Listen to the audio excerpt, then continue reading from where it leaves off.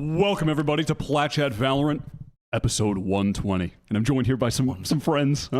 Brent is here, Paulo is here, Kurt is doing the production, and even if you can believe it, Sideshow's here. He made it somewhat on time. Yep. The Ludwig private jet just touched down in Kent, and he went straight onto the podcast. And he made it. Only somewhat late today. How late are we talking? 10 minutes.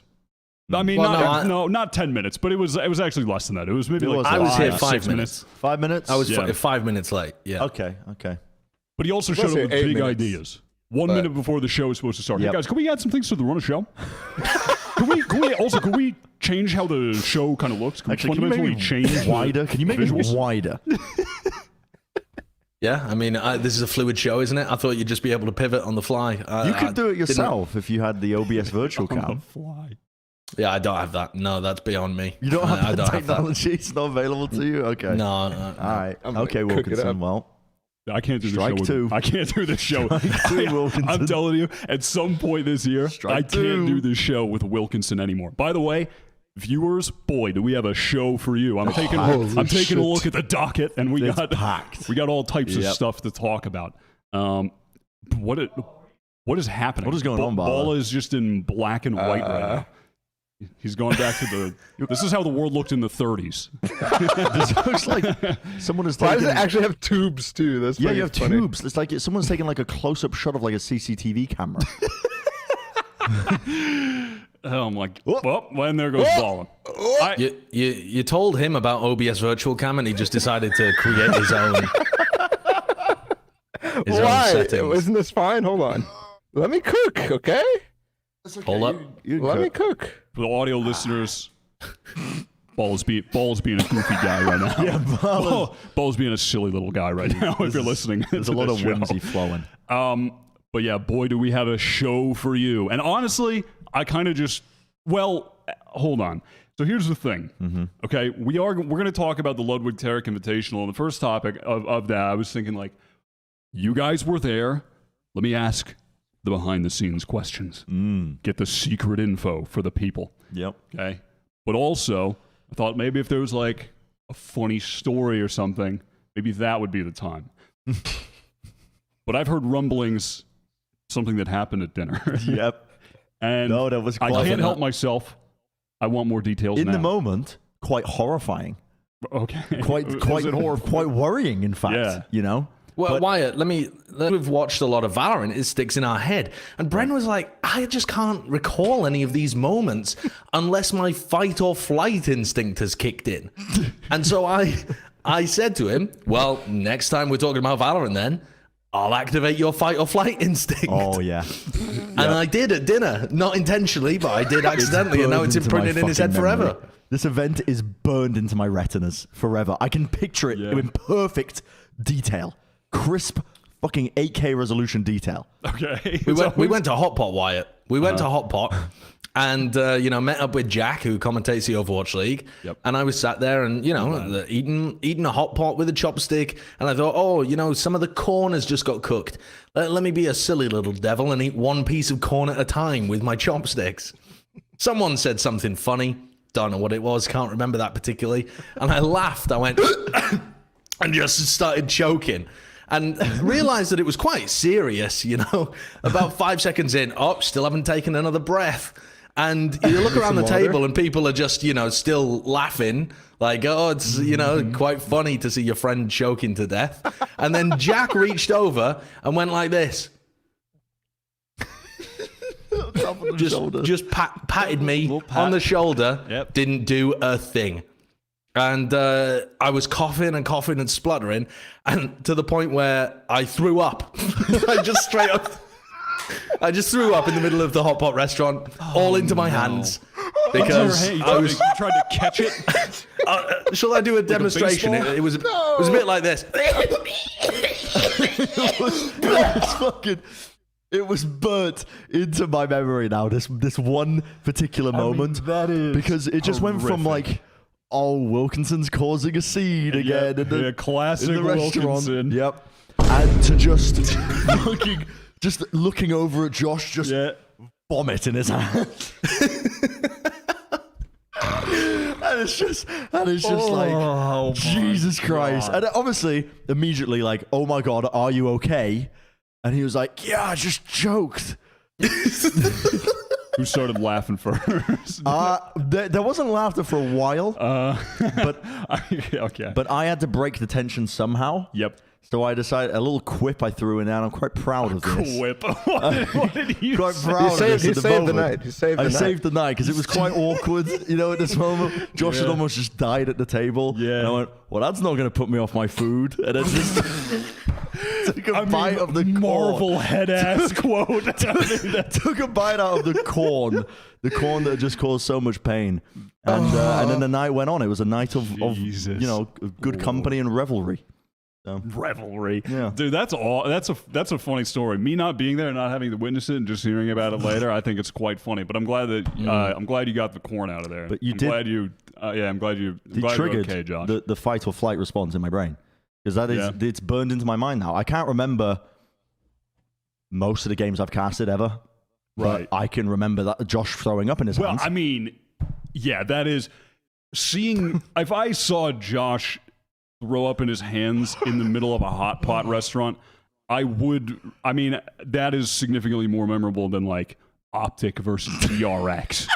I mean, that's just a far more memorable moment. So that makes I'm glad you're okay, a Josh. lot of sense. Yeah, that's good. Yeah, I'm just gonna start choking on various different solid foods while we cast.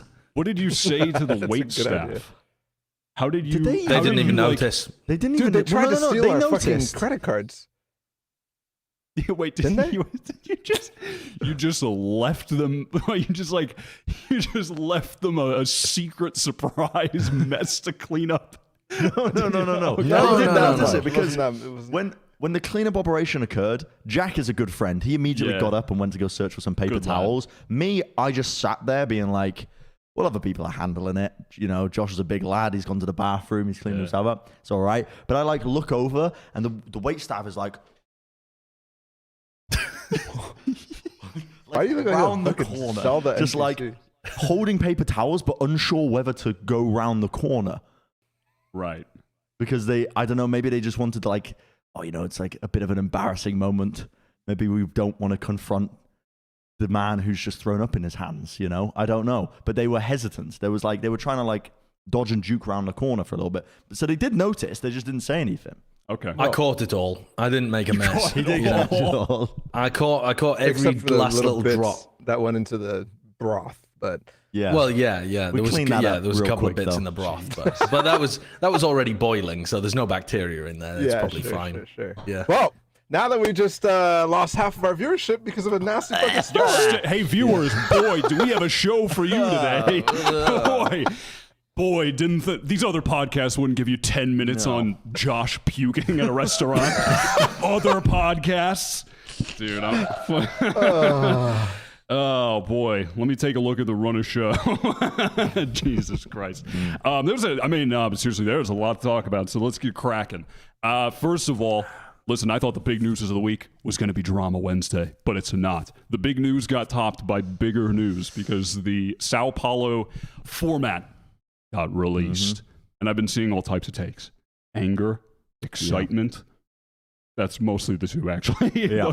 Mostly the first one, I think. Now, I want to start this off because I think I might have an uncommon take, and I'm going to give it on this format. Which, by the way, let me set the stage actually So if you haven't been tapped in to Twitter, Reddit, or whatever, the format for this lock-in first tournament of the year in Sao Paulo, there were 30 teams. Now there are 32 because they added 2 teams from China since the game is released there now. EAG and FPX are going to be there.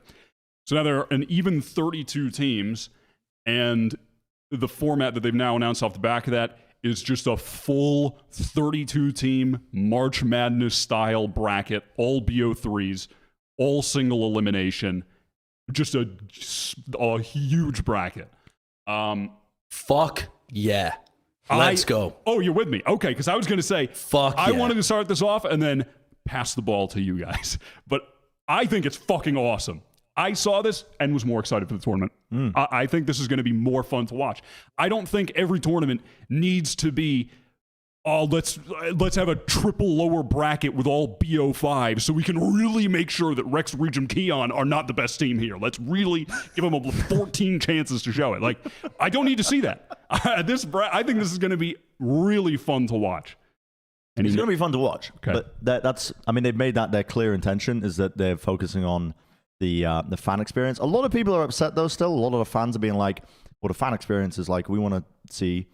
You know, a couple of things being suggested, like a Swiss style system, where you have, you know, rotating BO1s within groups. I think CS does a lot of this at their majors, where they have, you know, a lot of matches being played to try and finalize, like maybe a top 16 going into like a double limb bracket, things like that, which would be excellent for like the competitive integrity side. It ensures like you have all those teams, but requires a lot of time, which I guess they didn't have in Valorant. This is Leo as well, I believe he's just the head of Valorant Esports at this point now, and he's just explaining, you know, they went through a bunch of formats, but they're prioritizing essentially viewership. Essentially, it's the viewer kind of experience, right? Where you're not splitting games up over a course of like a round robin or a Swiss style system in groups. You're not running multiple streams. You're just literally showing one game at a time. He also said, though, in a different tweet too, that if they decided to run a Swiss system, it's either BO1s or a way longer tournament. And it's already a really long tournament. It's like 4 weeks of play or something, which some of the teams are arriving a bit later than others. But you got to remember that teams are coming in like a week before they have to play their game, which already some of the teams are complaining about, right? Because you might have to fly in a week earlier just to play one BO3. But even if you did a Swiss system, you're only guaranteeing like 3 BO1s, or if you want to guarantee that each of the Swiss systems is BO3, then you're playing like a massively longer tournament, like far too long to make any sense. So the people arguing for Swiss are also arguing for BO1, and to me, that's not an argument. You can't justify BO1s in this game, I don't think, with MR12 and a new map in the pool. I just don't think that BO1 would make anybody feel better about that. I get that people like Swiss, and I do as well, but I feel much more strongly about not using BO1s than I do about not using single limb. I don't disagree with that, but I think the part of the reason why people love Swiss so much is that it allows you to get through the variance of best of ones in a format that gives you the variance within the teams that you're playing, and not necessarily in a series. But I'm not going to disagree. I think BO1s are shit. I think we should be sticking to best of threes as like the main way to play, because I think anything else is kind of changing the entirety of the game, essentially. But my take is this fucking sucks, in my opinion, because I'm a big fan of single elim in general. I think, honestly, it's like the best playoff format because it is exciting, it is good for fans, and you can really, really easily follow. But when it's 1 out of 3 international tournaments that we're going to get this year, it's really, really bad, because you want to see as many diverse international matchups as possible. So we're going from 3 international tournaments with pretty decent formats in general to one that's kind of a throwaway, which I do like throwaway formats every once in a while, but it's 1 out of 3, and that sucks ass to me. And there's a bunch of other considerations too, especially how the way it's split between the two sides of the bracket. I really, really hate that. Even though it's a good cost saving things and like it helps with content and whatnot, it's so bad because teams are flying in later and they're not going to be part of the practice ecosystem in a new meta. And also, one side of the bracket gets a whole fucking break, like 10 days or something like that, after they get to the semifinals. And that's just weird. That's really weird. But the actual concept of just splitting it in 2 is just playing one side of the bracket, then the other side of the bracket, right? They're explaining it as groups, but really you can just think about this as a 32-team bracket where one side plays, then the other side plays. It's not really a like new format that they're bringing. It is just March Madness. They're just scheduling it differently. What is this fucking circles, right? I don't know. It's kind of confusing, but I like the way they've done it. I'm not gonna lie. It looks like fucking roulette. It looks like it looks like they should spin the wheel every time and you find out who you match up against. I mean, dude, if they decided to do that shit, that would pop off. I think I don't know. I quite like the way they formatted this personally. Like it, not you like the incomprehensible circles. It looks like a Mayan calendar that you're supposed to decipher and find out that the world ends after lock-in. But you're fitting all the info in, and you can clearly see like, okay, these are the teams that are going to be. You can see the teams here. You can see the teams as long as you know the logos by names. That's it. You gotta know the logos. As long as I know the fucking information beforehand. Yeah, But this graphic doesn't even tell you who's playing who, does it? It looks good. Yeah, it does. They're right next to each other. Oh, it's They the move teams with that are the next to arrows. each other. It's the I didn't arrows, even fam. understand It's the that because of the arrows. way that it's put together.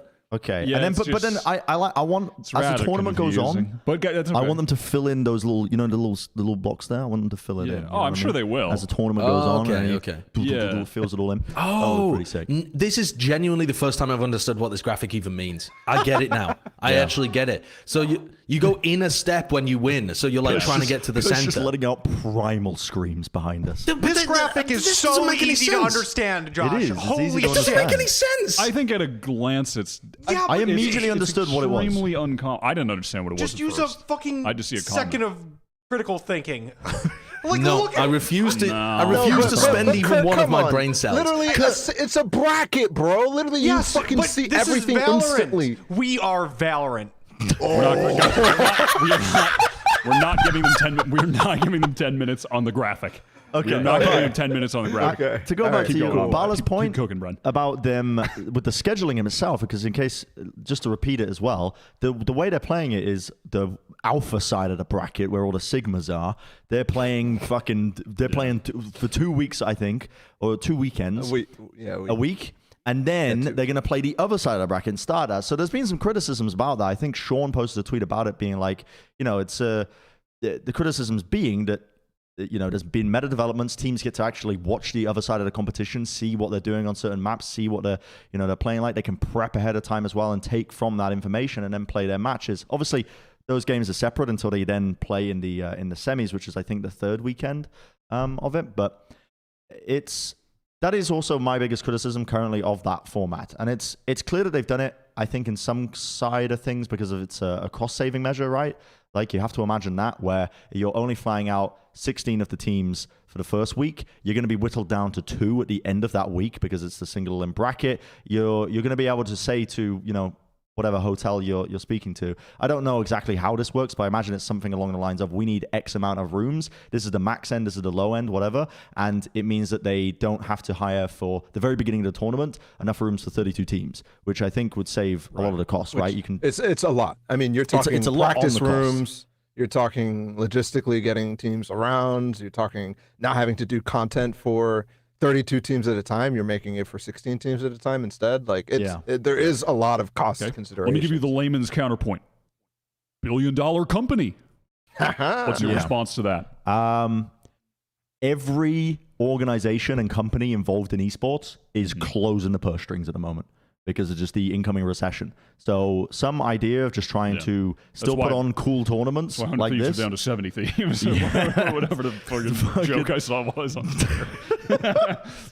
But I think there needs to be a balance between hosting a really cool tournament and also trying to make it as sustainable as possible without also affecting the product. And I don't know. It's a difficult call personally. I'm not happy with the format, but am I going to let it affect my enjoyment of watching it? Not really. I think it is an exciting concept having 32 teams, and I'm not just saying that because listen, Riot, please hire me. Whoa. Yeah. It's a cool concept. It's hype coming into it, and it's a bit showcasey where you've got a bunch of new teams that we don't really know much about. Sucks for a lot of the teams that are going to be flying in essentially for one best of 3, but. If I'm an org as well coming into this, I would be making the most of this because one of the things that you could get going here is if you just stay local in the area, trying to set up and get actual good practice before your split begins up. Because I'm not going to lie, certain teams have been doing that. T1 was doing that in NA. Didn't help them. It hasn't been helping them. Didn't help them. Good point, though. But T1 have been trying to do it in NA. Yeah. What do you say, Josh? It probably did help them.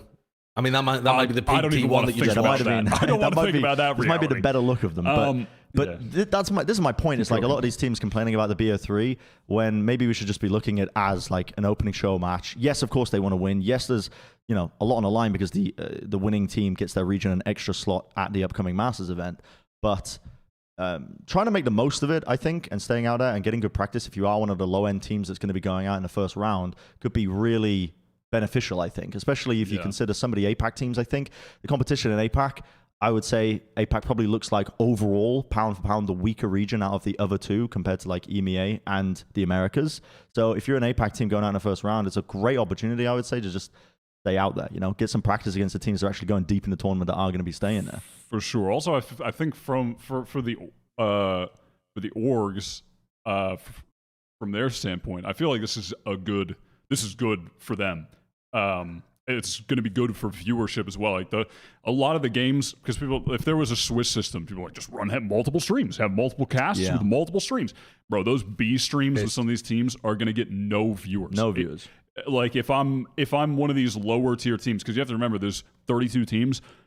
Masters is going to have 12, right? Mm-hmm. So 20 of these teams are not going to be at the next LAN, and most of them here would not be getting any viewership if there are multiple streams or anything at all. Like, they're giving. I think it's good that every team is going to have a chance to have a BO3 on the main stage with all of the viewers to see each team at length in a BO3 at least once. Because for most of these teams, if it was Swiss, they wouldn't be getting watched on the secondary streams, and in the future, they're not going to be at the events. Yeah. So I think from that standpoint, it's good. I think the other part too is that they have no intention of changing the Masters or Champions formats to be like this, right? This isn't like you're setting a bad precedent.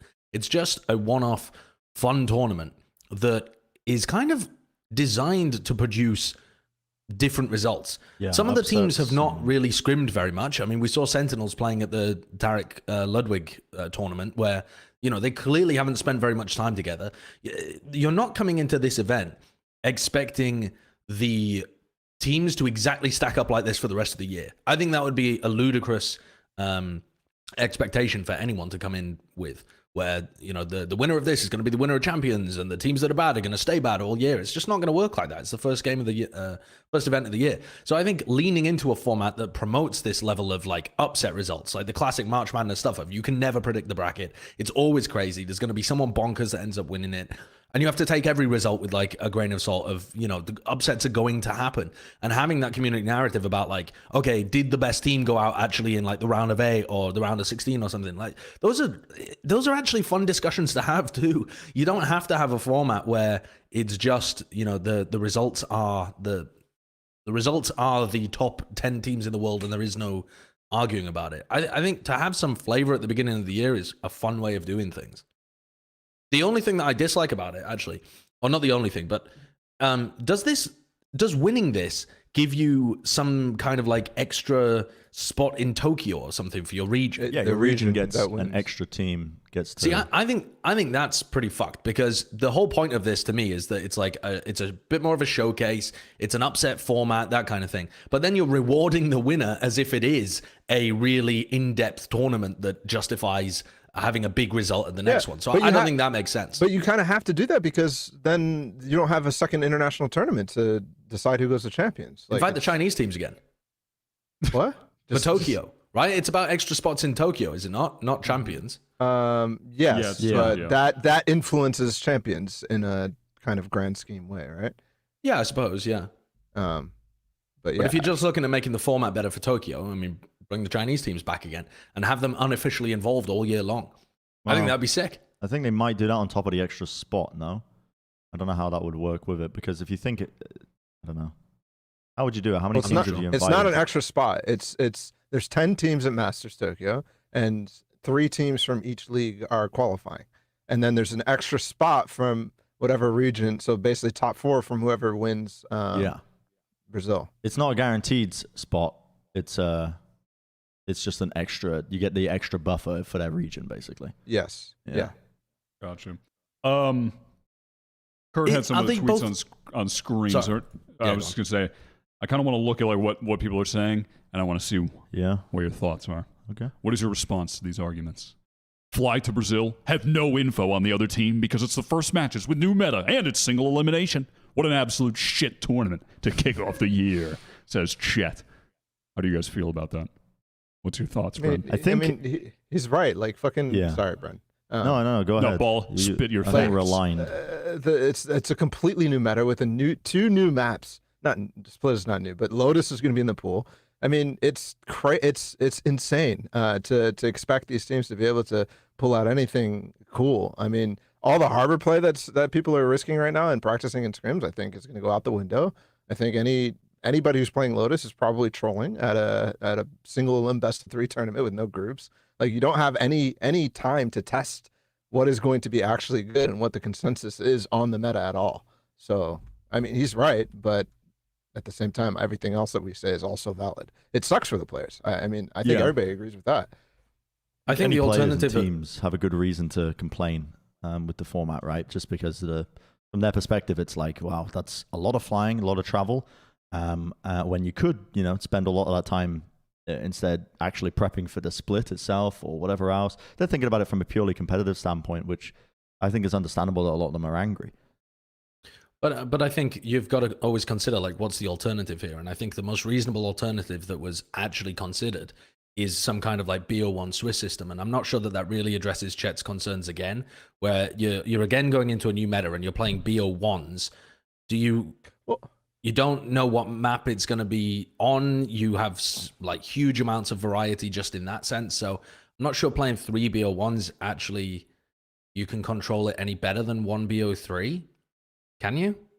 I mean, the way that the reason why everybody, especially the guys who come from CS, are super unhappy is because they have a valid format that works in CS, and it requires 2 streams, and it requires you to run Swiss, which is a lot more games, but it's just what they're used to, right? Sure. Because they have constantly streams, 32 teams at their majors. So the multiple streams is the obvious one. And I'm totally in favor of that. I know other people aren't, but to me, like, I think it's okay in group stages when you're just trying to figure out the seeding, because in order to actually run a valid single elim tournament, you need seeding. And the only way to do that when you don't know any of the teams and you don't know any of the quality and you don't have repetitive international competition to determine it is by running groups. So, like, sure, maybe the groups were getting overwhelmed and the viewers are all over the place, but at least we're getting the seeding, You don't have to watch every match. You just don't.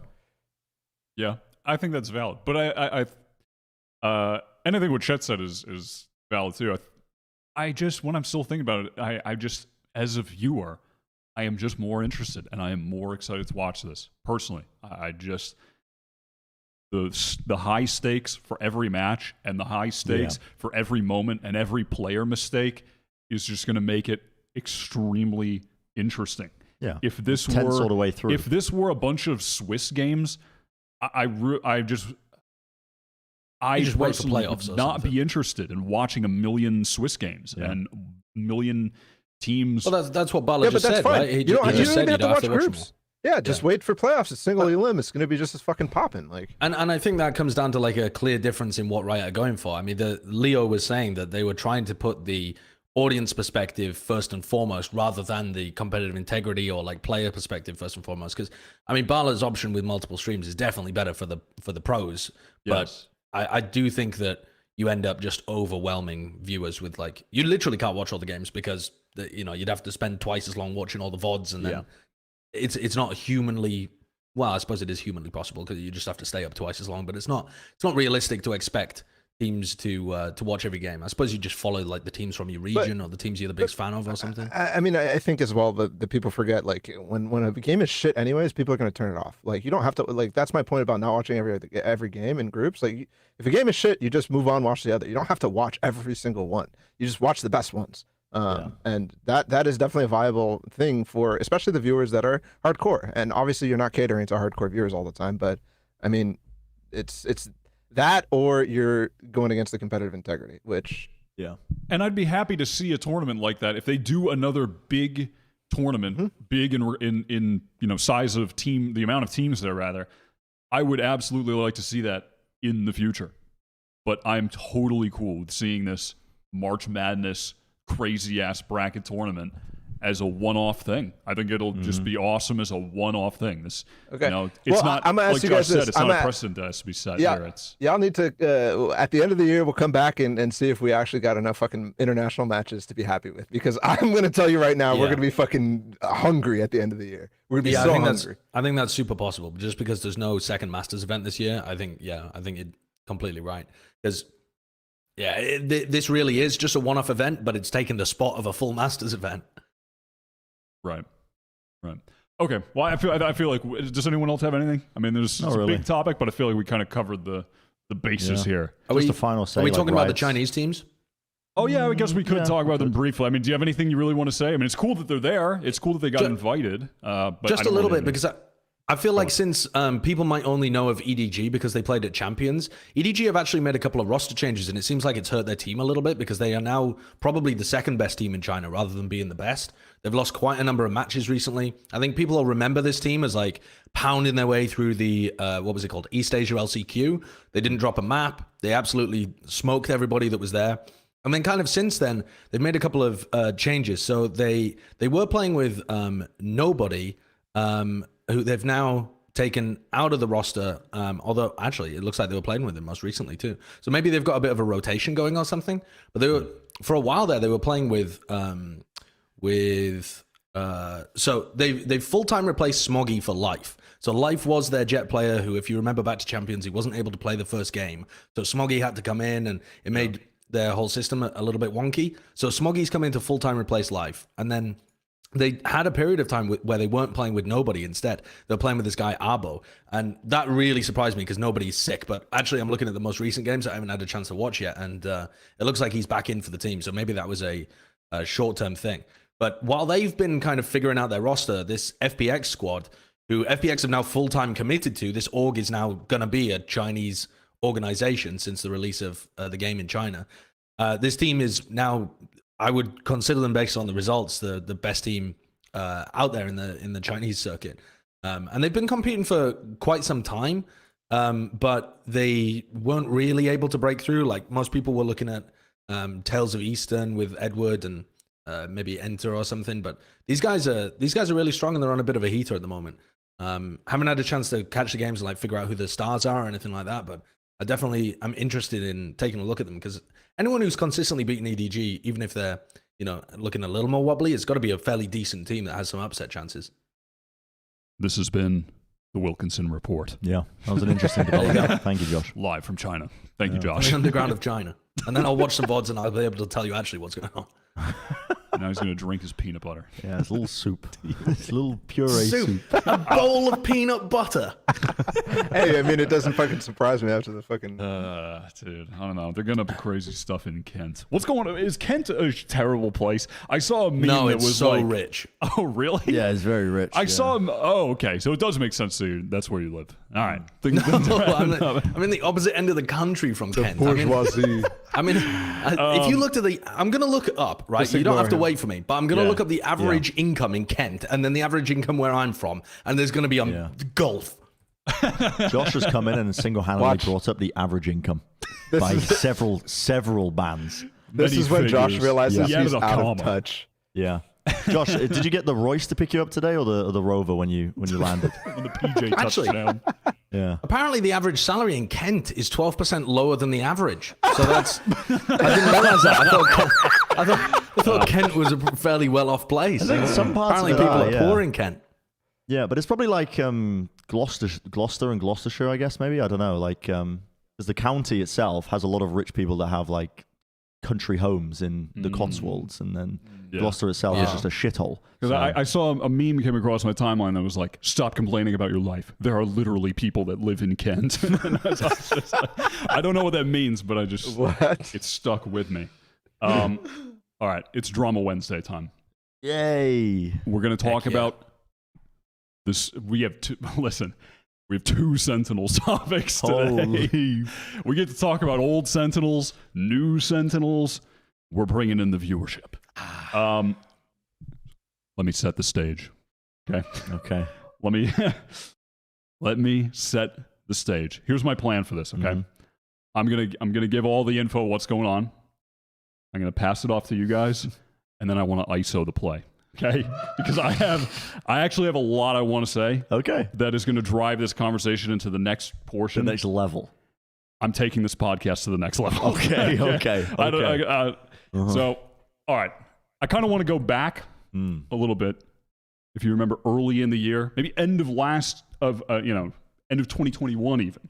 When Sentinels started slipping, they had that bad performance at Berlin, and then they had you know, depending on your POV, also a bad performance at Champions or a subpar performance. And then, you know, early into last year, they started off really rough. They were automatically in the, you know, in the top 12 teams. They're automatically placed there for the first stage. They had a really rough showing. They ended up getting rid of Zoms. They brought in Kanpeki. There was that whole stretch of time where they didn't have a coach or any staff. And then they played through the qualifying bracket in the second stage of the NA VCT, where they were, again, looking shaky. And they made it into the group again with the 6 teams. They did terribly. But being there both times, and they got into LCQ. And then it was around LCQ time that they finally decided to get staff, and they also brought in Shroud and Zelsis to the team. And that's when you did that was when the moment happened. The moment happened. That they have Shroud moment. And they did okay at LCQ. I mean, they were better at LCQ than they had been previously in the year, though, you know, how much of a step up was that really? Sure. I don't know. But they did decently at LCQ for sure. And then after that, you know, their year was over. Certainly lackluster for a team that was once the undisputed best team in the game, still the most iconic team in Valorant up until this point. And then in the fall, the organization blows things up. They bring in Psycho, Kaplan, new coaches to restructure everything. They were considering possibly keeping some of the old players, at least that was like their perspective. Didn't end up happening outside of TENS. And then they bring in 4 new players. And then there was a moment where Shazam, from his point of view, found out that he was no longer on the team because of a George Geddes article that got posted while he was streaming. And Kurt has the clip of that up right now. So that's how he ended up finding out that he was not going to be on the team, to a certainty. And then there was a bit of a response from Sentinels from that, where they're like, well, it was just, you know, it was unfortunate. It was bad timing with this article coming out. And then after that, they posted a tweet to kind of try and curry some favor, where they were like, oh, it's the Sentinels Hall of Fame. Shazam. They're going to build a Shazam statue out of bronze. He's going to be in the Sentinels office next to Booga. And they post this tweet, and then, you know, kind of silence as far as like what's going to be happening competitively with Shaz's career up until the G2 announcement. And now here we are. Early 2023. Early 2023. Sentinels, they're creating content with this new team. They're keeping the, you know, they're sticking to their brand of, you know, bantery trash talk, which, you know, something that Psycho, who's in this video with the infamous wheel, is definitely partial to. That was definitely his vibe on Xset. He was not afraid to banter and kind of, you know, be the villain. So they post this video where they spin the wheel, joking about that being their 2021 strats, that all their strats were bad and they lost, which is true. they were not good in the previous year. That is a fact. Or in 2022, rather, sorry. So that is a fact. They were not good. And then in response to that, Shazam posted a tweet that lit up, it lit up the streets. What a great tweet. He said, what a great tweet. Oh yeah, one time I spun the wheel and it landed on, please play with Shroud. We don't care if you win, just make it hype. We will personally guarantee you a spot in franchising if you do. Sentinels then responded, there's no way that would fit on the wheel. I fucking love it. Also a great response. That is a funny response. That is a funny response. Did anyone ratio that? Because Shanks tried and failed. I think someone, Rosa got him with the fucking ratio. Get smoked, Sentinel's social media person. Shanks is in disbelief that he doesn't have the pull that Rosa does on Twitter. Why couldn't I ratio him? And then TSM assisted the ratio. Okay, we're getting into now. Yeah, we're we're going getting into the weeds here. I'm We're getting setting into the the weeds weeds. here. Let me set the stage. The stage No, is... I think I said okay. I think I've set the stage, but then This is like the prologue Wait, to wait. Dune. But then, listen, I'm giving all the fucking Yep, details yep, out yep. here, okay? And then the CEO, Rob Moore is the CEO of Sentinels, then responded to that and basically saying that he said, at Shazam, it's weird that since you left, all you talk about is how you want to be with the organization. When for all of 2022, you behaved like you didn't want to be here. It seems like you've returned to the focus you had in 2021. If so, G2 will be in great hands. Which a Passive fucking aggressive. L response, honestly, large L response for that one. Doesn't address any of the claims that Shaz is making or talk about it at all. Just talks about the fact, just gives Shaz a backhanded compliment about you didn't really seem like you wanted to be here. You didn't really demonstrate loyalty during 2022. It just doesn't make sense. He also says, sorry, Josh, let me just read this out. Go on.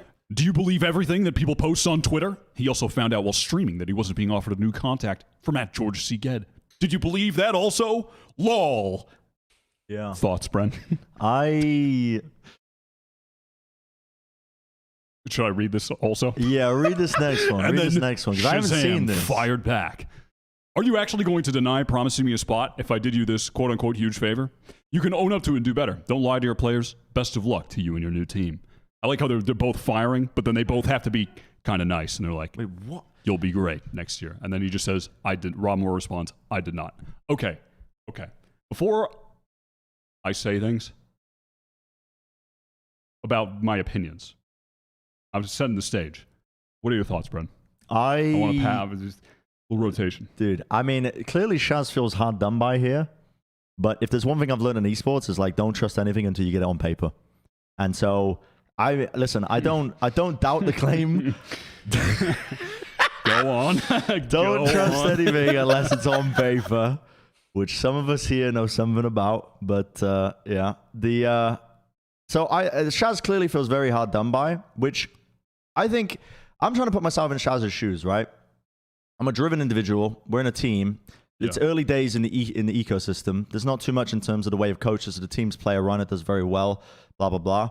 But you're joining Sentinels as well, which is notorious for being quite hands-off in terms of their esports division. Like they're quite hands-off, and they don't really have people taking charge in terms of the direction of things until obviously, I think, coming around this year where they picked up, the core coaching staff of XSET with Don and Kaplan. But in the past, they've been very hands-off across multiple games that they've ran. I think that's the way that they like to run it. They focus entirely on clout first, the views, the clout, because that's how they're selling jerseys, that's how they're making money. And so I think Shaz, I don't blame him if he was going through 2022 with a sense of apathy about feeling like, if he wants to put work in and wants to actually try, if he feels like, he's essentially playing for an org that doesn't want to support him, because it definitely read like that. I think when you just watch Sentinels and seeing these interactions and stuff, there's a Twitter for iPad making its return. Fucking excellent. Excellent stuff. Rob Moore responded On the iPad, the Twitter for iPad. Oh, I'm so glad that's... When you that's the deny whole their thing. allegations via iPad, I mean, that is just heinous. I don't get this tweet from Rob Moore. He's saying, I did not. Is he saying that he did not personally say to Shaz that he was promised a spot? Like, what Presumably. That's what I get, but I could definitely see it be read into the other way, because it's like, are you denying this? And he's like, double negative. Yeah, it's I like did not. very vague. It's so vague. Like, Rob Moore has gone to the school of corporate PR. I mean, this guy when you see the PR statements released, it's like, leaves a lot of ambiguity. It's a big word. I learned it recently. Yeah, that one. Yeah, that word. But I think there's more to this story that we will never really know until we dig deeper. And but I wouldn't be surprised if there's elements of truth to either side of things, because I mean, this is just, I don't know. It's The original tweet that Sentinels posted is a shitty tweet to go for in the first place, because it can be really funny if you're self-deprecating after you've been the clout team, right? Like if you're the clout team and you fail and all your fans are like roasting you, then it can be really funny to do something like this where you're roasting yourself. But this isn't roasting someone that's still with the team. This isn't roasting the organization. This is roasting your old IGL. It really is. It might feel like it's supposed to be self-deprecating because it's Sentinels roasting Sentinels, but they just let go of the guy that's in charge of their strats. It's literally just a roast of Shaz, basically. There's no other way of taking that particularly. So I don't think that it works as like a self-deprecating cool tweet. So I can see why Shaz would get pissed at it. The other thing too is, I don't think that if Rob did say, or anyone behind the Sentinels, that Shaz would have a spot if they played with Shroud or something, that is a fucking stupid thing to say and a stupid thing to believe. Because there is no world where that's big enough. Just accepting to play with Shroud for a small period of time is not going to bring the same results next year from what they can go and get from other people or by doing it again or something. It has no tangible value. You just agreeing to play with someone for one tournament. It's not valuable enough to lock you in for an entire year.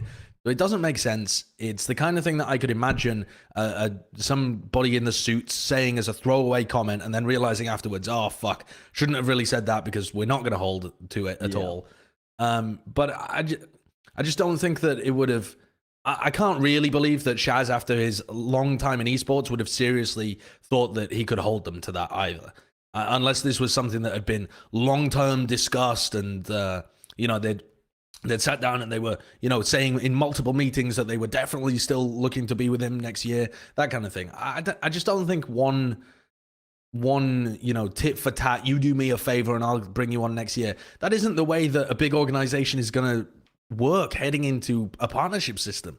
It's just a bit naive to think that they would. That doesn't mean that it was right for them to say that, if indeed they did, but I think it's very naive to believe that that would be the case. Yep. Also, I think that while you're right about like it's very hard to take the wheel joke any other way, I still don't believe that they had like super malintents. Like I think they were trying to be self-deprecating, but it's just they didn't realize. Yeah. In my opinion, and I also think that Shazam, while he clapped back in a pretty he's actually stating potential things. I also think that he's mostly bantering there. Like if you watch his stream, like he's just like, yeah, man, I was just going back at it. I think Rob Moore added so much fucking fire to like, what was potentially a pretty fucking silly situation in the first place. But I don't think it would have gotten, I think it would have just probably gone down as banter in the first place, in my opinion. And I think Sentinels, by the way that the social media team responded as well, didn't mean it to be bad towards Shazam, even though it was. No, I don't think they meant it. Okay. I don't think they meant it to be a bad thing. I think they just thought, oh, this will be funny. Let's just post this and get their only mission was to get likes and retweets. Yeah. Okay? Yeah, definitely. But impressions. I think that it's also, this isn't a case where I don't think it's like just this tweet is posted and then Shazam feels the need to take it to 11 and smoke them over this tweet. Yeah. I think that this is like a death from 1,000 cuts kind of thing, where I think there's just been a lot of little things over the past year and a half that have culminated in, they posted one last thing that tipped it over the edge, and Shazam felt the need to vocalize this. And I think that if you go back and look at where Sentinels were at this entire year, it's also, it's a bit ridiculous it's a bit ridiculous for Sentinels to be posing this in the way that they're criticizing Shazam, given that Shazam was the bedrock of your org's success. Like, the question that I wanted to take this topic into was, did Sen make these players, or did the players make Sen? Because that team took Sen to the top of esports orgs, that Valorant team. And as far as I know, in the building of it, it was literally, yo, Zoms, can you put together a team? And then Zoms put together the best team in the game. And the crux of it being the best team in the game was Shazam being a madman for the first year and a half. He's one of the biggest content creators. He's the best IGL. He was fragging out of control. He was doing everything for the team that had no staff for years. And also, the Sentinels brand, like, I remember Sentinels in Fortnite, and like they weren't like hitting as like a brand like they are now. No. The turning point for them as an org was not only did they sign this team, they literally walked into just getting a team that ended up being the best team, also having crazy personalities that people loved. Like, Sentinels banters like this, and they do all this trash talking because of the attitude of people like Dapper and Zoms and what they were doing in the game and on their own personal socials. Like, Dapper's "I'm gonna teabag everyone" energy for the first year is what has actually like given Sentinels this identity. Like, that team, their personalities and their success pushed them to the top. I think without a doubt. And if you look at this past year, what have Sentinels really done for them, or even for their org's sake for them? Like, if you go back to the beginning of the year, them and 100 Thieves were pretty much in the same spot. They were both player-run teams, and the players were fucking it up at that point. And really early in the year, 100 Thieves did change that, and they went away from being a player-run team. Sentinels could have done that at any point. Yeah. Also, for a while, it seemed like the players really did want to bring in Raucus as a coach, and then Sentinels never bought him out. They never made it happen. There was rumors they were going to get Kaplan last year. Never made it happen. They never brought in staff. They never tried to change the status quo. They never did anything from the org point of view to make the roster perform better. Did they ever run a boot camp even? Yeah. Because as far as I remember, Sentinels and C9 essentially had no boot camping or like time together at the same time as the Guard was like in the same venue for months on end, improving and improving and improving. Cloud9 did. I remember they were all in the dark room together. Right, okay. But Sentinels didn't until LCQ. Exactly. So the org could have stepped in and done things to make the team better at many different points in that last year, and they didn't do that. Yeah. Also, listen, the players were not doing as well.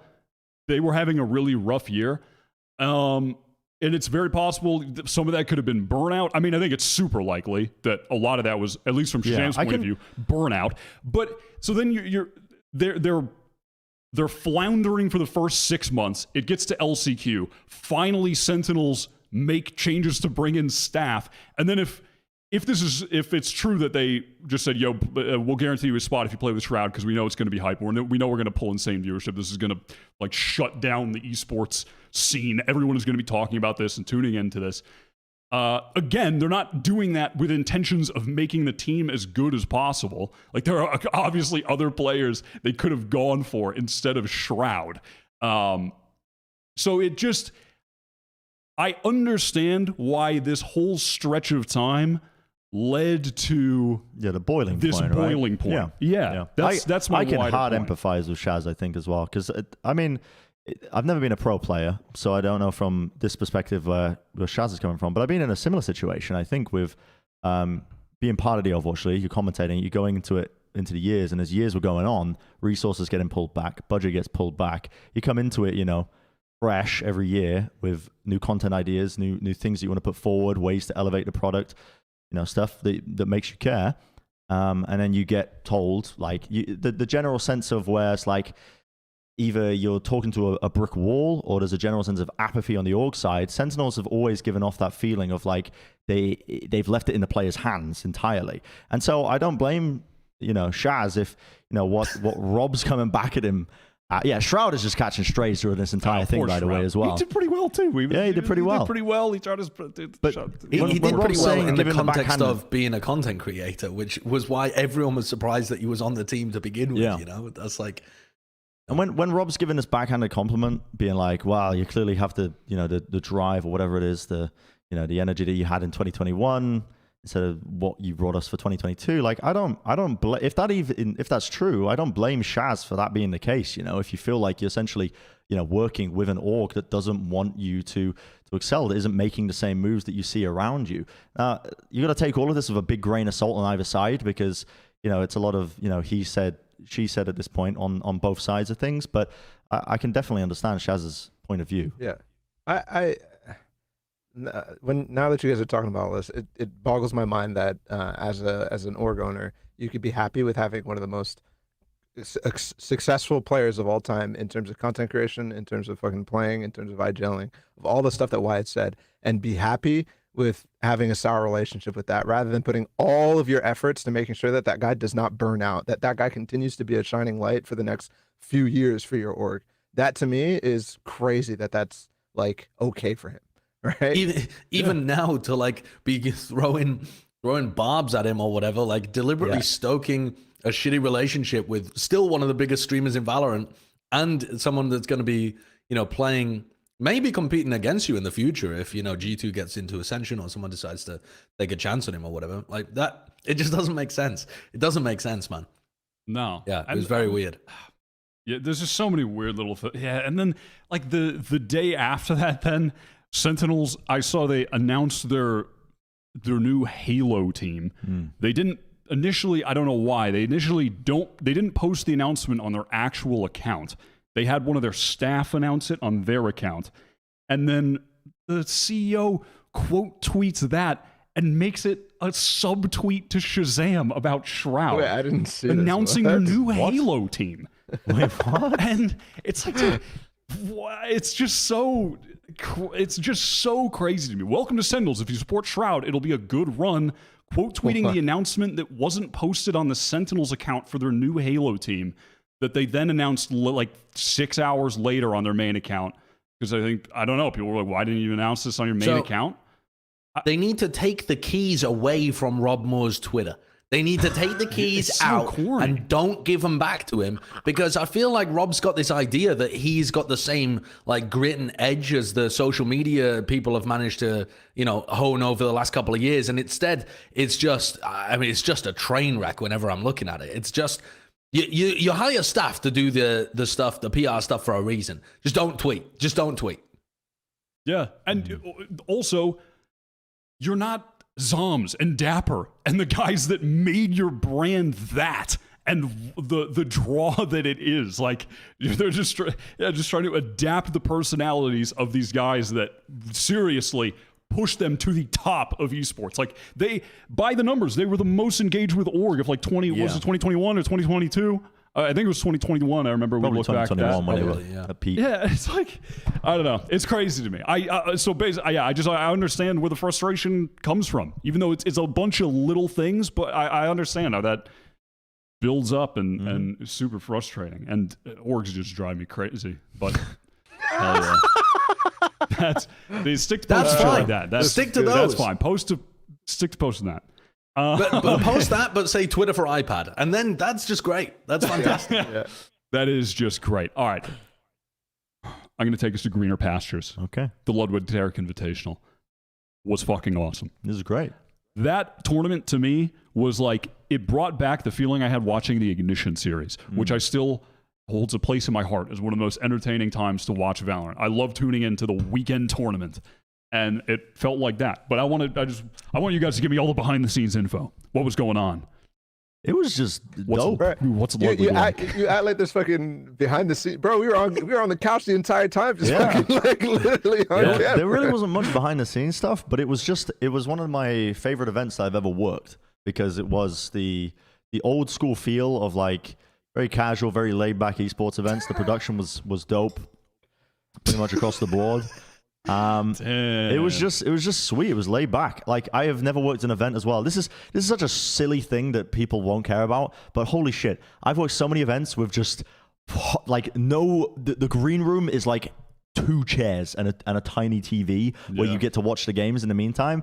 But the entire studio setup beyond the summit, running this with Mogul Moves, these guys need to be given more events in the future, I think, for the off-season, honestly. And if Riot can facilitate that, Riot did a lot of facilitating. Like, for example, the fact that the entire thing was played on LAN is awesome. But honestly, make this a staple every year of something to look forward to, because the event was dope. People loved it. It was great engagement. You had people from, the outside scene bridging it. Tarik's obviously quite ingrained, but then Ludwig actually being a huge part of it as well. the whole thing from top to bottom was great. Someone asked me like on my stream, like, what would you rate this out of 10 for the event? I gave them like a 9. I said like it would only be better, I think, if there was more teams and it was longer. Personally, Yeah. The format, the way that it was run, I mean, it was smooth. There were no real breaks. They had a great system because it was relying on the infrastructure set there by Beyond the Summit, who are, well drilled at this point in being able to make everything work. And then everything was on the actual LAN servers, which is sick. You got like a good crop of teams there too, and just people that understand trying to create a chill vibe. It was very nice. It made me want to take that kind of vibe and apply it much more heavily to a lot of the like group stages of tournaments, or maybe not the Masters tournaments necessarily, but stuff like group stages of the just regular splits. Yeah, the league kind of stuff. I think that there's a lot more opportunity to relax the vibe a lot more. Yep. Which weirdly, I think, speaking of this, I think that LCS is trying something probably not anywhere near as chilled as this is, but LCS are doing something away from the standard sports format for next year. I'm not exactly sure what, but they've, one of the reasons they released Dash is that they're trying to create less of like a heavy sports vibe. It might end up being a bit more like this, where it's more conversational between the people that they have on the show. But I would quite like this if this was like a general trend for games that don't have the same level of stakes attached to them. Mm-hmm. Yep. Paula, how was your experience? I mean, I was just hanging out with a bunch of friends, like just a bunch of people that I really, really fucking like, and it just makes it super easy. Like, Mimi was great. I mean, Ludwig was great. That guy's hilarious. Just a normal ass dude, but fucking funny. Tarik was also really cool. I mean, like he was adding so much to the commentary in general, and we had like 7 people on the couch, all providing input. And it sounded fine. It's pretty wild. It really did sound good. It never felt jumbled. We had a good being that many people. Group of people though as well, because I think you tried out with a lot of other, I think you would get certain people potentially like involved in that, and if you didn't understand the vibe from the get go, that's a very delicate balance that could get upset very easily, I think, because when it was all 7 of us on, like I'm perfectly fine like sitting at the back and just adding in like a little like, oh my god, no way, like when a fucking hype moment happens, but not just like trying to talk over people and insert your opinion for the sake of talking. Like when we had all these like especially towards the end of the event, like I remember it was like Josh, Bala, you and Tarik and like Mimi and you guys were all popping off, and Sean as well popping off and talking about the games all the time. But you having a good group of people, I think the vibes are just immaculate, honestly, because everybody understood that we're all just chilling. There's no pressure to try and like, I gotta fit in my opinion here. I need people to know I sound smart. It's like it was just laid back. It was chill, just watching the games, reacting. Players understood that too. Like really the players got it as well. Yeah. The players immediately got it. It's like if a co-stream was the official stream, right? It's like if there was no official stream and it was just co-streams were the only way that you could watch, this is what the official one would be like, where, you have to still talk about the game because there isn't like another place where a dedicated viewer can go to actually watch the game. But you can do the little tangents and you can talk about other stuff, and you don't have to be, talking about every little thing that occurs.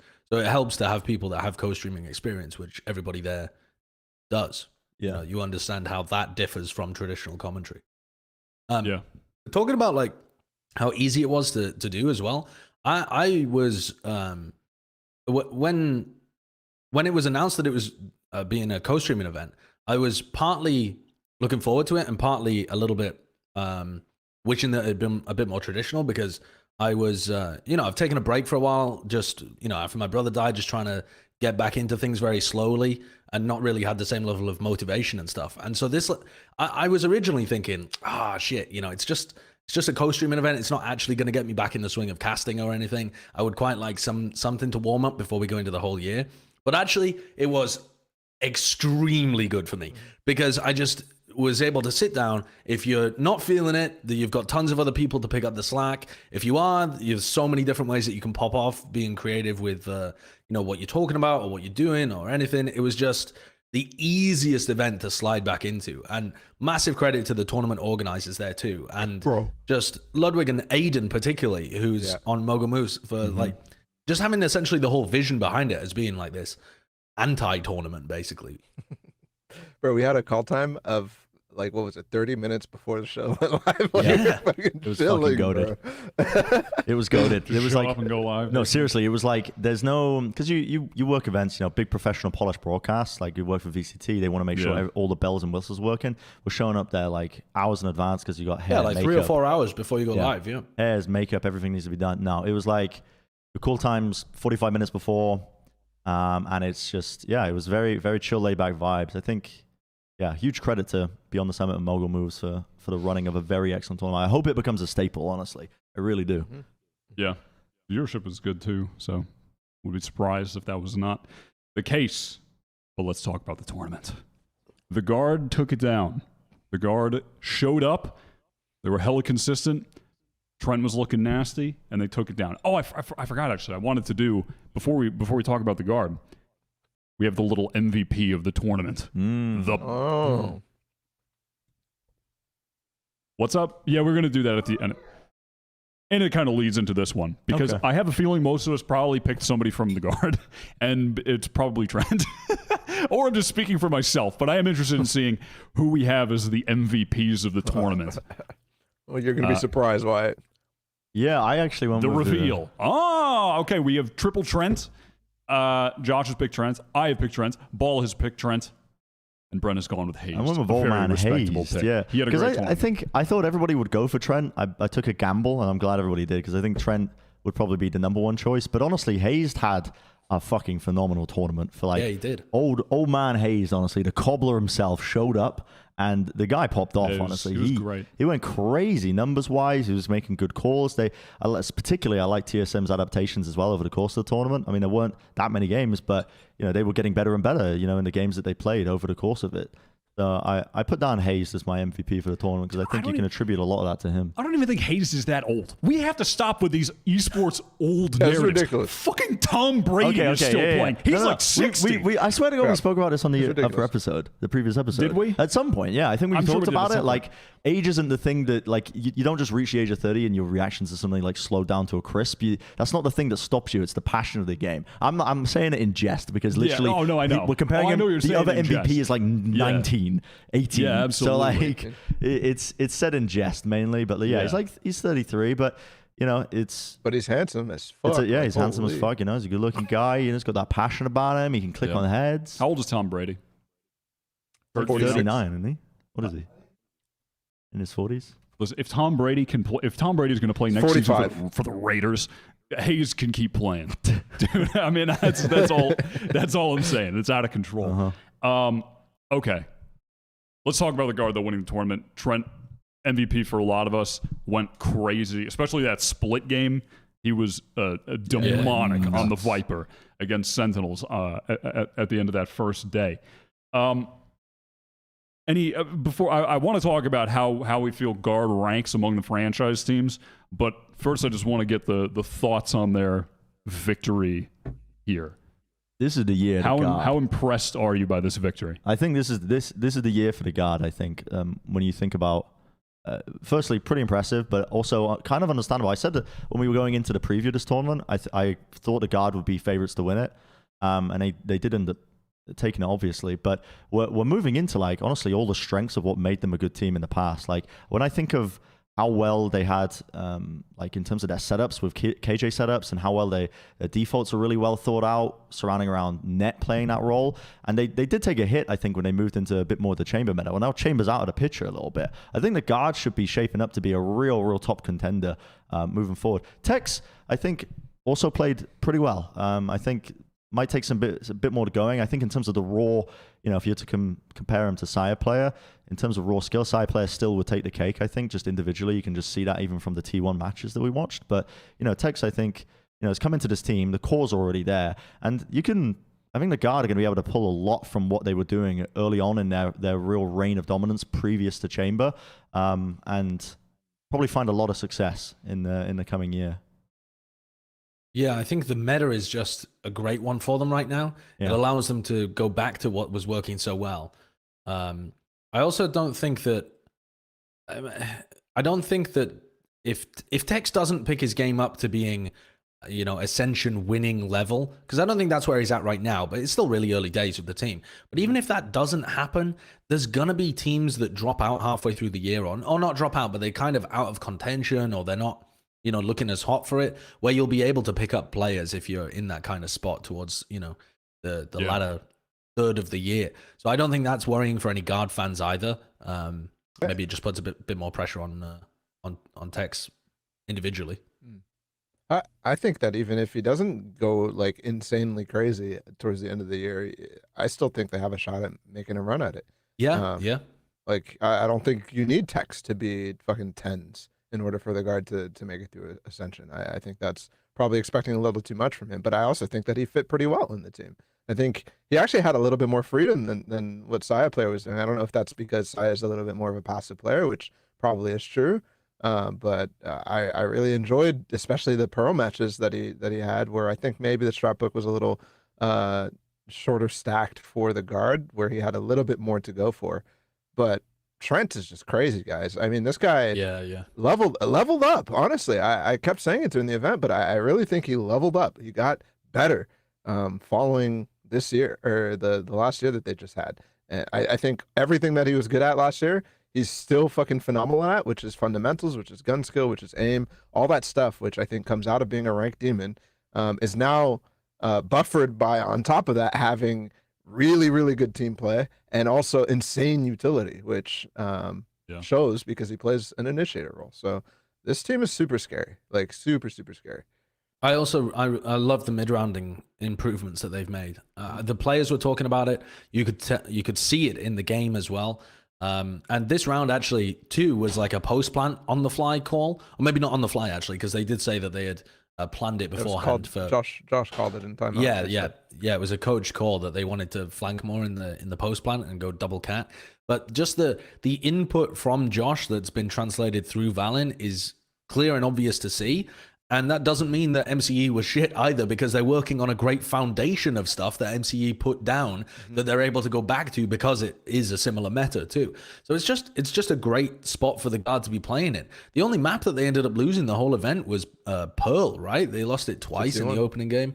And it's not like that was looking awful for them. They just had some clear issues with, in the first game, trying to defend the A site looked really challenging for them. And then the second time they played it, it was actually fairly close, but they changed up a ton, and it looked like a bit of a mess the second time against TSM. But again, it's still a really close game. Their map pool looks good. Their Haven looked astounding. They just look really clean. And this was a bit of a discussion we had on the couch at the time too. And Sean had his input, which is pretty similar to mine, I think. That this game, you're going to have the Ascension teams are going to be better than a decent percentage of the franchise teams, of the partner teams. And it's hard to say exactly what percentage that's going to be. And it doesn't necessarily mean that when they win Ascension, they're going to be great the next year. But at the time when they're at their peak, when they actually win Ascension, if you played a tournament then against the other partner teams, I bet the Ascension team would rank somewhere about in the middle of all of the franchise teams, maybe even a bit higher, because you're catching them at their exact peak, anywhere from the middle upwards. Just because you've got so much talent that's going to rise, and the top teams are so static, just because of the rule sets and how the format works. Yeah, I think you're assuming as well that the challengers teams are very aggressive about roster changes and whatnot too, like picking up the best of the talent and stuff like that. But I also think that that's just something that comes out with the format, and something I was talking about with the VRLs last year too, in terms of promotion to the MEA League, is that these leagues, I mean, the challengers leagues are incredibly difficult. Like 2 open qualifiers, the best teams only, right? I mean, not necessarily. It's obviously double elim bracket, just like it's only 2 games or whatever. But then you go through a league, and then it's the best again. It's like one or 2 teams from every challengers league go into the Ascension tournament, and then it's the best Ascension tournament from the entire world. Like you're taking multiple derivatives of the best teams and potentially putting them into the franchise leagues next year. yeah, I mean, you're always going to get really, really good talent. If not a good cohesive team, at least a couple of really fucking nasty players. Yeah. All right. I mean, you were talking about it, Josh, but let's do it. Let's try and rank the guard against the franchise team. The franchise teams. We're going to use our way too early tier list. Also, This is a travesty. Don't let this distract you from the fact that Tex died to fall damage on Jet during the tournament. Yep. True. Don't let it distract you from that important fact. All right. Let's try and place the guard in this very, very chaotic tier list that we cooked up a couple months I don't even ago. know how to engage with this. How do I engage with this? I don't get it. I wasn't there when you made this, and it's bonkers. were. It's ludicrous. You were I the wasn't there in this episode. You were there. You were there fighting. No, get Koi higher. Get them higher. You were there fighting. I remember it. No. I'm not taking any. Get 100 responsibility Thieves into for C this. tier. They're gonna be shit this year. I remember it. I wasn't here. That's for damn sure.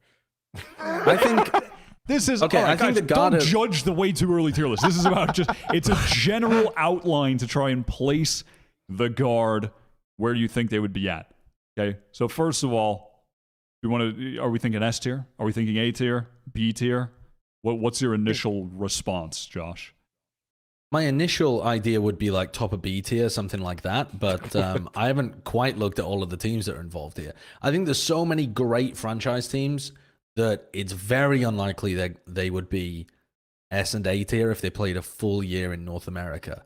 But I think to me, just a gut reaction to this is somewhere on B. Obviously, there are massive things that each of us will disagree with on the tier list itself, but I think they'd end up being somewhere like the bottom of the top third, maybe. Yeah, I was thinking bottom, like really, really bottom A tier, like top B tier type of beat. Yeah, I feel like that's pretty reasonable. To be clear, we have like 10 teams in the A tier, I think, maybe nine teams, something like that, and 4 teams in the S tier. Because I do think there are teams in the A tier they can compete with. Also, how are Zeta in the A tier? What were we cooking? What were I we don't know cooking? why they're in A Why? tier. I don't know. Yeah, I don't know why they're there. They should definitely be lower.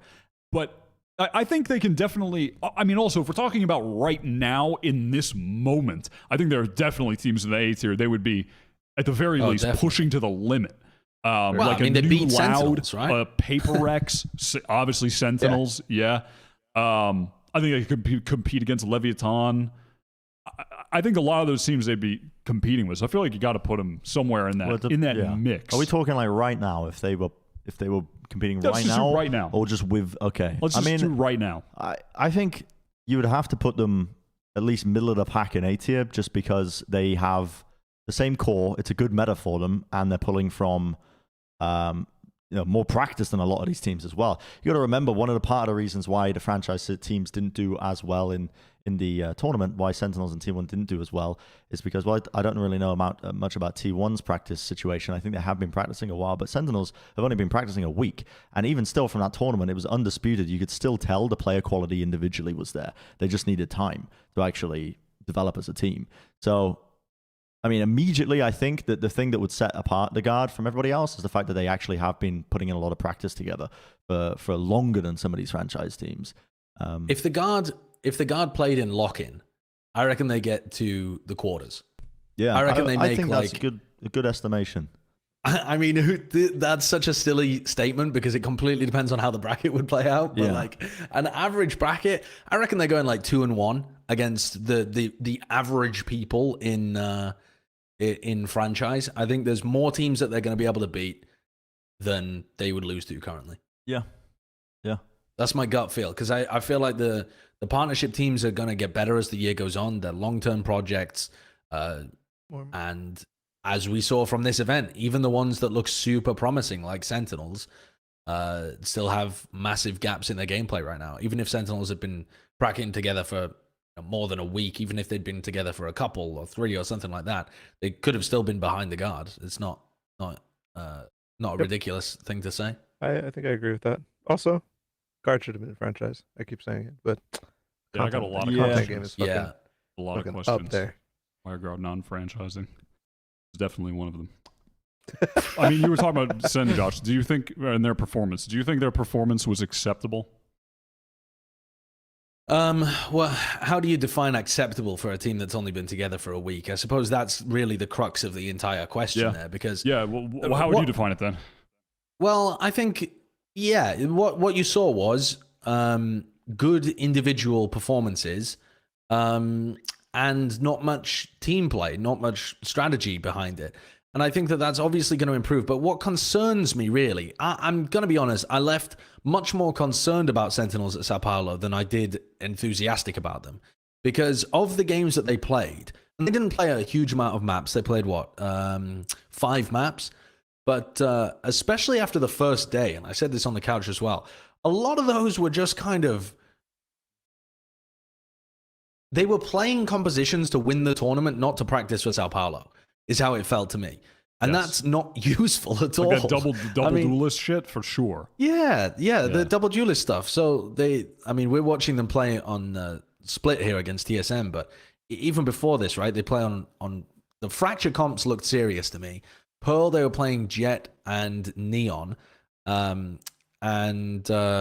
don't think that has... I think that might be something that they would ever pull out as a strat, but not something that they would run much of. I don't think it has too far to go. And then what else did they go with? What did they play? They didn't play that many maps. They played. Yeah, there was something else as well. Wasn't there? Icebox, Oh, Split. Sorry, Split. I'm trying to remember too. Yeah. Split was a weird one, right? Because they ran. To me, their comp didn't even make a ton of sense because they're playing the Jet Rays, but they're playing it with a Viper and they're playing it without a Cypher or a Killjoy. They're not really able to gather any great information around the map. Their attack side doesn't really have too much ability to pop either because they're not... Like, one of the things that the Jet Rays comps previously have relied on quite a lot is playing it with the Sage, so that you have an ability to create pressure on like the B main wall or to go for some other stuff over towards A. I didn't really like it because I thought that while Tens had like an individually great performance at the LAN, I didn't think that it felt more like you were leaning into his strengths and not trying to make him a better player. Like a lot of the stuff that I was watching from Tens, it's the same kind of mistakes where he's not, he's playing to maximize his own ability. He's not really playing to maximize the team's ability. And I think that that's a waste of time to play a full like tournament without prepping. I suppose to it comes get down better to at that. It comes down to the mentality of what the team wants to get out of it, right? Which was clear from my perspective. It was like, okay, the tournament is partly being ran by Tarik. He's slapped his name onto it. Sentinels are almost expected to play there and get see some play time. But if the coaching staff and if the players think that the advantage you'd get from getting good practice using proper comps would get offset by giving VOD content, right, to your opponents as you're heading into Brazil, which is not too far away. If they see that as too big as a disadvantage, then they're not gonna do that. Yeah, but I don't think for a young team you're worried about giving away your VODs because you don't have shit in your VODs. There's not much time to practice though. Like I feel like if you're anything that you showcase now, there is 2 new maps in the pool and a new meta. So that there will be a high likelihood if you were to take it entirely seriously and run shit that you were actually intending to practice in matches. I mean, there's a high likelihood that it wouldn't change that much come around to Brazil. In a very straightforward sense, though, Don said they only practiced 6 days before this event. They were just going to be practicing for more time between this event and Sao Paulo, though. Like, presumably, a lot more would change in that time than would be the case at this tournament. You know what I mean? Yeah, I think that's true. But to me, you want to be trying to match test ideas, and maybe the double duelist stuff was a serious idea that they were trying to match test, not necessarily the comp, but the idea of is it more valuable for us to lean into silly comps where Tens can go crazy, like for example the Pearl game that they played against TSM, right? Tens just is going around the map, farming people on Jet, and that becomes the entire game plan. Basically, is just set Tens up for kills, and he drops like 320 ACS, 48 kills in the. No, that was in the series overall. He went 32-8 on Pearl on Jet, which is just crazy. Yeah, it's fucking bonkers. Also, at the beginning of that game, it was 6 rounds in. Him and Zekin they had 22 kills combined. They were like both 11-11. And it was literally just, like you were saying, it was like Def throws a pop flash, they just go kill everyone. Like that. Yeah, that was the but play. to me, that doesn't really scale as you get to Sao Paulo, and maybe what they're trying to figure out is, should we be leaning into comps where tens can just go silly?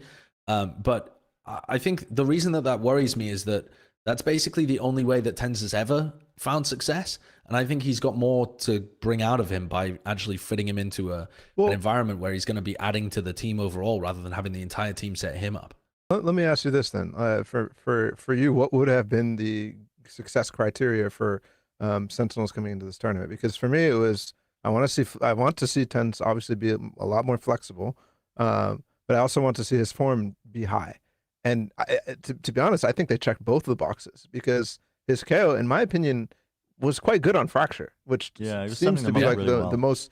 I mean, he had what, 28 assists or some shit like that, like a ridiculous amount of assists. His pop flashes were 25. really good for his teammates, and that's not something I've really ever seen from Tens. You know, so I think it checks that box, and then on top of that, he can fall into this op role, which I think is going to be a significant chunk of what you want from Tens in this meta. Simply because Chamber's dead, and you're going to want an opper.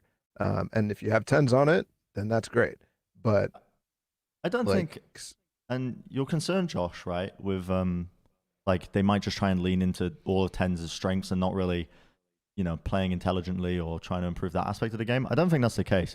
And I'm literally pulling from his ranked gameplay for this.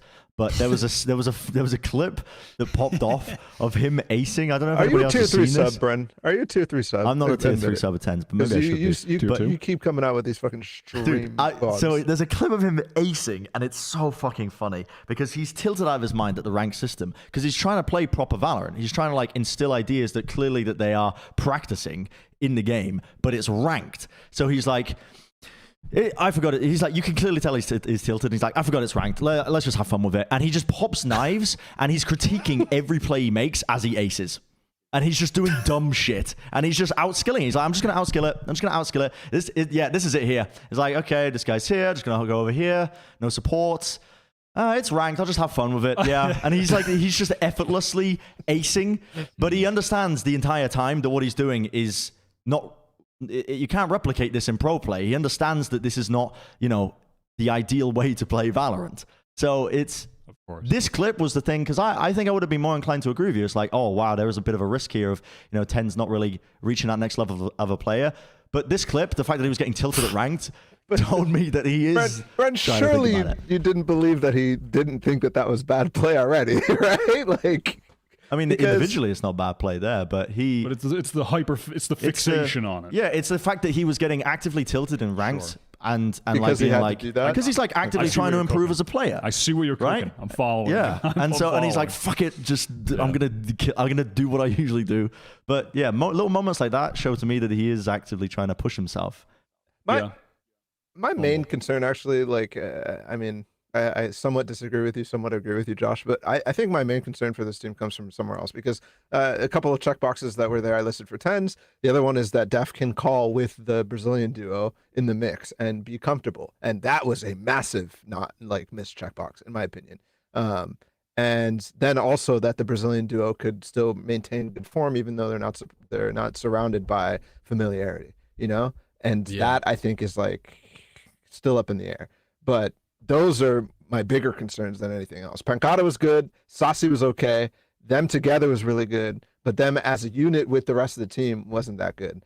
Def was not good. And I think you need... I'm not going to say, okay, replace him or anything like that. But, he wasn't good this event. Yeah. I think Dev's got the hardest job early on in a team, though. Exactly. Right? Because that's why I want to be light on him. Yeah, the thing is, though, that we've seen really shockingly bad performances from Def before when his team's been struggling. So I could see that being replicated at Sao Paulo too. You asked the question though earlier, what the thing that I would be looking for is as a success metric for Sentinels, to be honest. And I think it's just that they showed me a coherent plan of how they're going to run this team. And that's not exactly what I got yet. And maybe that's what Sao Paulo is going to show, because I don't think Sao Paulo is going to show a win for Sentinels or anything like that. Yep. If you're a Sen fan and you're expecting them to come away with the dub in this tournament, you're off your rocker. There's no chance. I think that, considering they're playing against Fnatic round 1 as well, they're actually expected to go out in 1BO3, I would argue, at this point, because their level of practice is just so much lower. If they end up getting a big upset result, though, that's going to change the narrative massively, because beating Fnatic and knocking them home would be, huge for the team. But at the moment, that's where the expectations are. And to me, I think you look at this tournament and you ask the question, like, what is the identity of this team? And I think that they actually presented a really confused narrative. A lot of the time they were trying to run Zekken as their primary duelist. You're thinking about, for example, they had never played Fracture before. They go into the event and it's their first time ever playing Fracture. And the composition that they've come out with has Tens playing the KO instead of Zekken. That's instead of, with Zekken on Neon.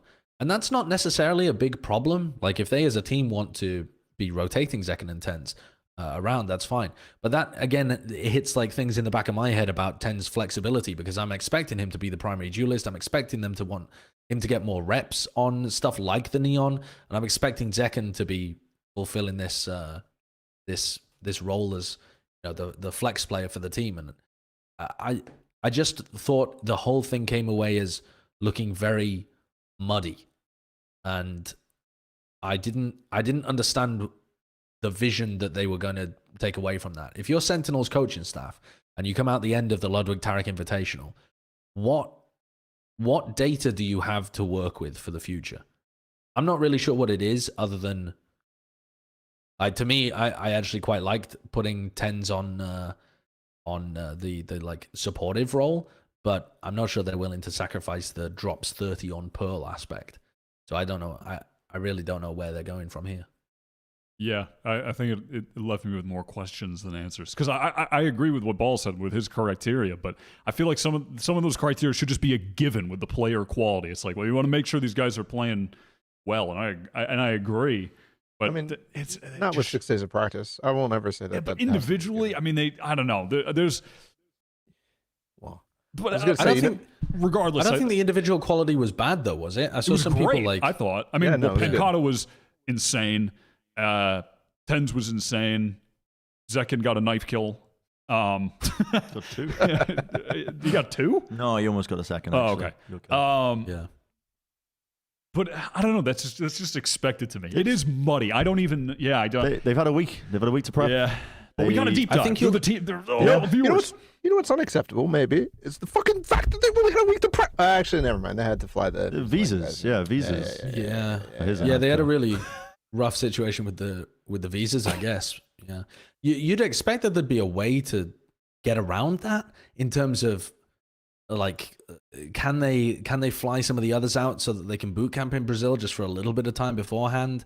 I think, though, basically in the middle of moving to LA, though, it's like so. Yeah. I think that they've just had an extremely stressful off season, basically, in terms of like getting all of the logistics together, and really they're just viewing Sao Paulo, as it should be viewed, as an opportunity to get in shape for the actual tournaments that matter. Yes. Yeah. Yeah. I don't. Yeah. I might be being too much of a hater, because there were a lot of rounds that I just thought were played so poorly as a team. But am I being a hater because they're new? Possibly. But also it's stuff that I feel like is kind of straightforward. Like, there was one round that I had sent you, Kurt. I think it's the last clip. It's like early on Icebox, they Stinger Force, and they just kept leaving Def to plant alone on the site. And then they all back off. Yeah, it's this. He's like stuck planting alone, and they all back off, but they all have Stingers, but they're going long range. It's just. But again, am I being a hater? Maybe. That's stuff that just gets. When I look at this, what I'm thinking is that it's the player I'm looking at once more, who actually ended up tightening this up a little bit further later in Icebox, is Tens, because he's the player that's furthest forward. He's the KO in this example, and he's just kind of running around. He doesn't know where he's supposed to be standing or covering. They haven't gone through like set objectives for like what he should be doing. He's just kind of running around, and then he backs up, and there's no protocol in place for like, one of the guys, it doesn't necessarily have to be Tens, but one of the guys needs to be holding this position so that Def doesn't get challenged while he's in the post plant. And he died like 3-4 times trying to get the spike down without them fixing it. And I think it's just because it's not that you have like agent swaps, it's that you have role swaps. Like the players are playing different roles. Zekken is normally up at the front there. He's playing Killjoy, so he's got in his head like, oh, I should back up a little bit. And no one else is filling the gap because they're not used to playing in that environment. That kind of stuff will get solved. Yeah, that gets fixed in a VOD review, honestly, of just literally deep diving who's holding what when we're scaling. I said I had a lot of questions earlier, and I need answers. And I hope that you're the group of guys who can give me the answers I'm seeking. Holy shit, are we done with the Sentinels? Because holy fuck, we just went back to 2021, like a 2-hour segment on them. Holy shit. That was a 2-hour Sentinel segment. 2021, let me take it back to 2020. Paula, I just need answers. Oh, God. RT1, the most disappointing team in the history of Valorant. Oh, bruh. I need answers. Bruh. How does this keep happening? How does this You're asking, the 2020 history is fucking crazy, but yeah, I don't even think that this is a let's see. I think there are major check boxes for me that I don't think any of them got hit, right? Like, the rules need to make sense. Didn't make sense. Carpe needs to be at least playable. Didn't happen. Like, Saya player needs to be fucking nasty. He kind of was. But then their IGLing is all over the place. I don't even really know who. I guess Munchkin's IGLing. Like, Yeah, he is. Makes no real sense. I thought off the rip that it would be okay. Like, because it felt like they were trying stuff against the guard, whatever. They took that first map off of them, but you realize that it was just the guard getting like outplayed by the specific comp. And they did have some decent set executes. It's just how to actually use those. That were really troubling. I'm shocked about how hard they got ripped apart by TSM, and that is absolutely. They've had a good amount of time as well, and it looks so awkward for most of the players. Like, Zeta looks fine on KO. Saya looked fine on Duelist, even though why are they hard forcing Neon on every map? Why are they playing it on a Sent? I mean, it was very troll. Why? Carpe looked. I mean, he wasn't clearing corners with drones. He was missing darts. Yeah, he still looked so fresh. And I mean, Ben is way too mechanically skilled of a player to be looking that mid. When the roles get switched up like that, the roles are just it changes it's the thing where you're applying learnings and it deducts away your own individual ability, right? If you're having everybody, because they've got so many duelist players on this team, people who like fit naturally into that role. Yeah, when you shift roles like that, when you go back to playing like a Sentinel, Smokes, whatever, you have to rethink about the way you approach things. Like Josh was talking about with the role swaps for Sentinels on Icebox, the way they approach like the A site, for example, like something that would automatically be filled by Zekin in one instance, because the roles change up. You have to rethink everything about how you scale, how you hold things for each other, your position and where you should be in certain moments. And for T1, this is the biggest. People, you can talk about player quality all you want, but this is the big issue with not just T1, but any team that really, I think, is picking up talent in the duelist position, really skilled individual players. But the question is, how quickly are you going to be able to get up to scratch against teams that, they're fielding players that have already been playing these roles for months on end. They've been working with a stable core, players that have been playing Initiator, Smokes, whatever.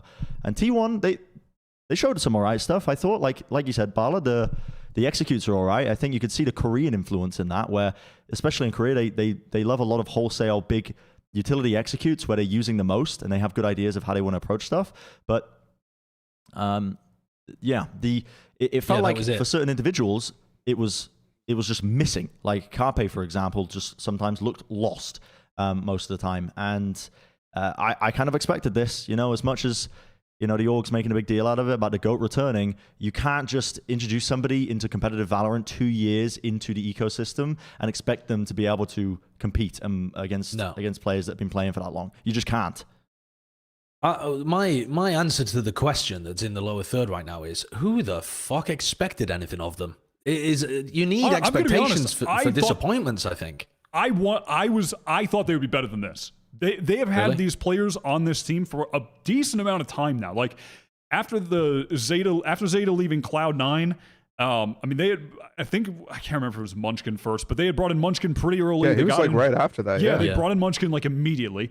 They got Ban in August. They got Saya, I want to say, in the early fall, and then these are all the official announcements, by the way. Obviously, they're scrimming with these players before. And then they brought in Carpe officially. They announced that in like November, December, something like that. But they've been, here's the thing, they've been slowly putting together this team for franchising for more than half the last year.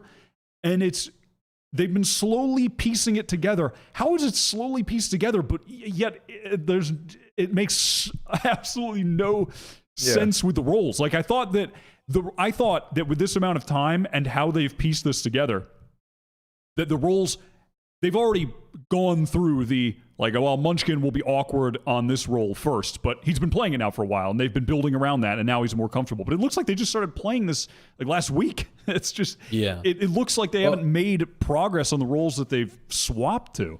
It's just so, for anyone who didn't catch their games, they were rotating Ban and Munchkin's role from between Smokes and Sentinel for no reason, as far as we could tell. I mean, me and Paulo were talking about it, and the only conclusion I could come up with is that it's just depending on which maps Munchkin is happy IGLing from Sentinel on or from Smokes on, you know? That's the only thing that really appears to change between the maps. It's not agent-based or anything like that. Why is Zeta now on the flex role instead of initiator when he was clearly looking like he was going to be one of the best initiator players in the Pacific region? It's not like Sire and Zeta didn't look bad, but they're the only world-class players on this team. I suppose Ban could be, right? Like, we've seen that quality from him on Jet, but we don't know anything about him going, you know, deeper into the other side of stuff. And I just don't think that to me, when you look at this roster, the roles just inherently clash based on having, you know, Sire and Ban on the team. And if Sire's going to be a primary duelist, which I would argue makes the most sense, you're going to put Ban in an awkward position. I think that they picked them up based on, you know, I think Ban got picked up based on him fitting into the team more than from a roles perspective.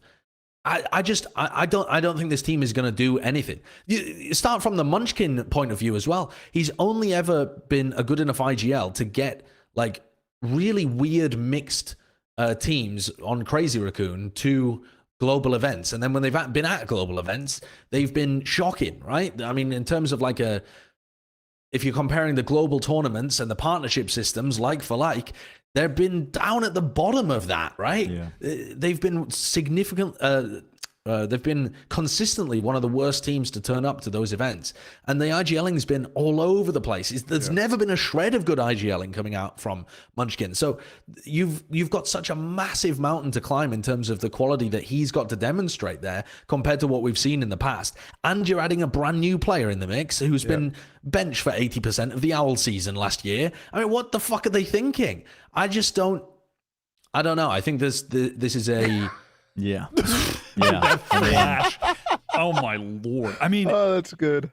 It's just a really, it's a really sad place probably for Sire and Zeta to spend the year. And unless they make some changes, honestly, they'll probably still make the international tournaments playing in the Pacific region. I don't think so. I don't know about that. I don't know about that. What do you need to be in the top for? I You feel to be like in the top three, arguably, right? If we're thinking about it like top that. three. Oh, top three might be. I think it might be tough. I think it's going to be tough because Paper X, DRX, Gen.G, there's contenders. But also, I think It's possible, though. It's possible. I think hope it's 100% this team doesn't tank Ban's career because I think he had a lot of potential. And if he's just going to get misused by T1, it's just, disappointing. I mean, I think there's a lot of talent on that team, and they are. I think you're going to see this disappointed team in be in this. turmoil. Like, you're going to see fucking Zeta pick up IGLing in the middle of the year. You're going to see probably roster swaps, like a bunch of different. I think this team's going to be in turmoil. I don't think anybody's going to be happy with, especially how this originally outing has been, and especially if they've been playing as much as we think they've been playing, which may be a stretch of an assumption. We should probably ask somebody how long they've actually been scrimming together, because who knows From if Munchkin has context been over clues, here and whatever. When we were talking to NA pros, though, it seems like they've been scrimming in NA for a bit, right? They definitely. That's how I CSM felt. was talking about it. The guard was talking about it. Yeah. But by the way, 7 the months Munchkin to roll think this swap out. thing, the Munchkin roll swap thing is exactly what they did at like what he did with Crazy Raccoon at Masters Berlin and Champions, I guess, in that year. Like really, really fucking wonky. Like he's playing the Sky, and then all of a sudden he's playing the Jet and swapping with his Jet. Like it just doesn't make any sense. Why that was going on? It literally was so confusing. Well, all right. But I expected more of T1 in this tournament. I wasn't expecting a lot out of TSM. I thought this roster would be good. I thought they'd be, just a good team, one of the strong Ascension teams. But they really showed up. I mean, I don't think TSM aren't exciting, but they're also TSM. I mean, this roster doesn't have I would disagree with this fucking headline doesn't have- completely. It doesn't. Yeah, that's a lower third. I don't think I it has, didn't make this lower It doesn't third. have the. They don't have the brand that they used to. The players aren't as hyped as they used to. But they're good. They played really well. Hayes was really good. What were you guys feeling on TSM? One of the things I really liked most about TSM was just that they were coming into it and adapting over the course of the tournament.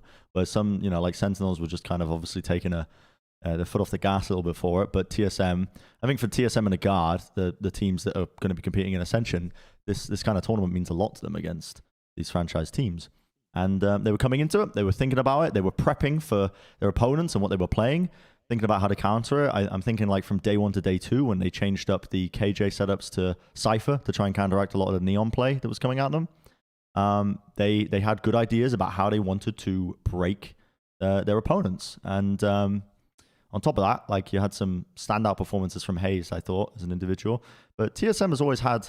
TSM were a bit of an interesting one coming into the tournament because, like, I think most people's expectations were like, it's a little bit up in the air, don't really know, haven't seen a lot of these players competed in a while. But I was very, very pleasantly surprised, by the end of the tournament because they were a very fun team to watch. Yep. I thought they were probably outside of the Guard, and actually low-key, even over top of the Guard, I was surprised with how TSM was playing, and I was excited by how TSM was playing. Yeah, there was some spaghetti in the beginning, like the very first series, but every series after that, and even the first series, there was some bright spots. Hayes was a bright spot the entire time, and I think as the tournament progressed, Corey got more and more comfortable being used as the tip of the spear. Like he went from last year, he was this exact thing. He was super passive on Chamber. He was never really obviously the role that he was playing didn't allow him to be super aggressive, but he never was the guy taking initiative. And he started off that way at this tournament. And as the tournament progressed, he was fucking fragging. This guy was going crazy. And I think is definitely a candidate to like push his team higher than the level that they are. And then Hayes on top of that too, adding the IGLing that he was bringing and being able to control his team in such a way was very, very impressive. What really impressed me too with them, which is why what has me a bit excited, is that first game against Sentinels on Fracture, the map that they lost, they were positioned well and kind of making the right calls, but I felt their comp wasn't particularly effective. Their B setup with the Viper, the walls that they were using in tandem with the Killjoy setup on B, was fairly weak. It wasn't effective at stopping Sentinels there. And often on A, they would have the right players at halls, but their utility timings were off. Things weren't placed in the right spots. Like they had the Fade, Astra, Raze there, but they just couldn't hold halls effectively. And they lost that Fracture game to Sen, which was fairly close, and for the most part came down to Sen winning clutches at pivotal moments to turn it over. And then when they played Fracture the second time, I thought they really tightened that stuff up. First of all, they switched the Killjoy to the Cypher, which Cypher I think is just better than Killjoy on this map. Just having the global reach and the ability to place trips at certain parts and roam elsewhere versus the static Killjoy, I think made a difference. But I think the huge difference was that their hulls was locked the fuck down on their second time playing Fracture. I think they really stepped it up in that area of the map. And being able to play that a second time, improving and beating Sen just the very next day, I thought was pretty sick, pretty impressive on this map. And then also they just banned out Pearl and were able to play them on Icebox, where they also just looked significantly better. Yeah, their Icebox did look very good. I think that TSM, to me, look like they're going to be probably a gatekeeper team for the like tier 2 level, where the people below them are not going to have too much, like are essentially out of the running for making it through and winning Ascension. And if you're beating TSM, you're actually in the big leagues of like, okay, we've got a great chance of being able to, compete for the best spots in that tier 2 circuit. But I didn't see.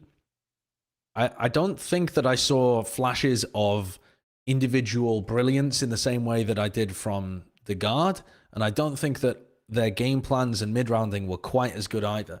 What it seems like is that they're a pretty rough around the edges team that Hazed has done a great job of forming into a good squad that can adapt day to day and are improving and have a good idea of what's going on in the game. I think they're very solid. I wasn't convinced coming out of this tournament, though, that they're going to be one of the heavy hitters to win in North America. Or it's not North America, I suppose, once it actually gets combined. It's the whole of the Americas, right? The End Ascension tournament.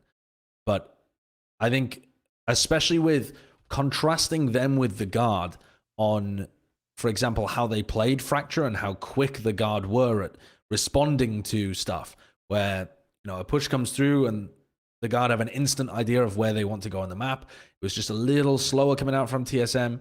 They were trying to make their comp do some awkward things.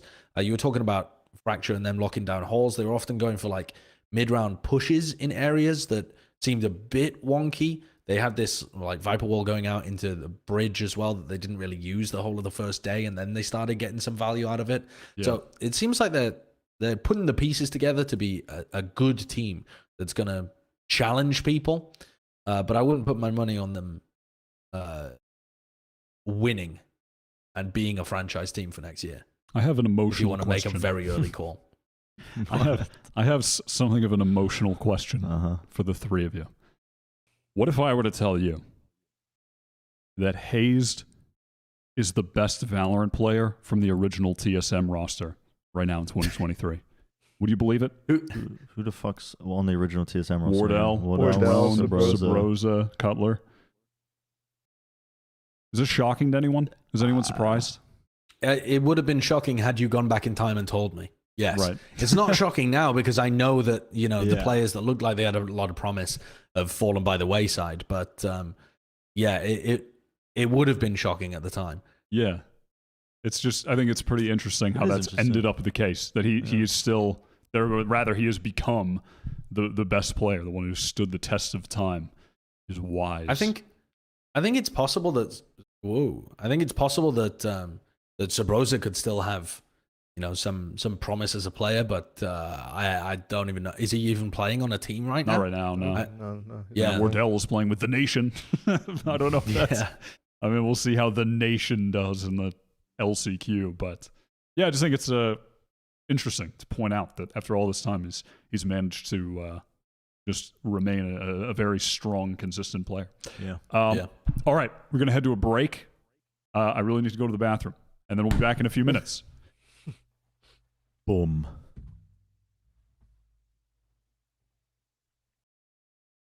Can you entertain me with a story, Bren?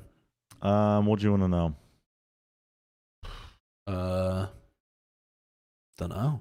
What do I want to know? I don't what really have did a you story. learn recently? What did you learn recently?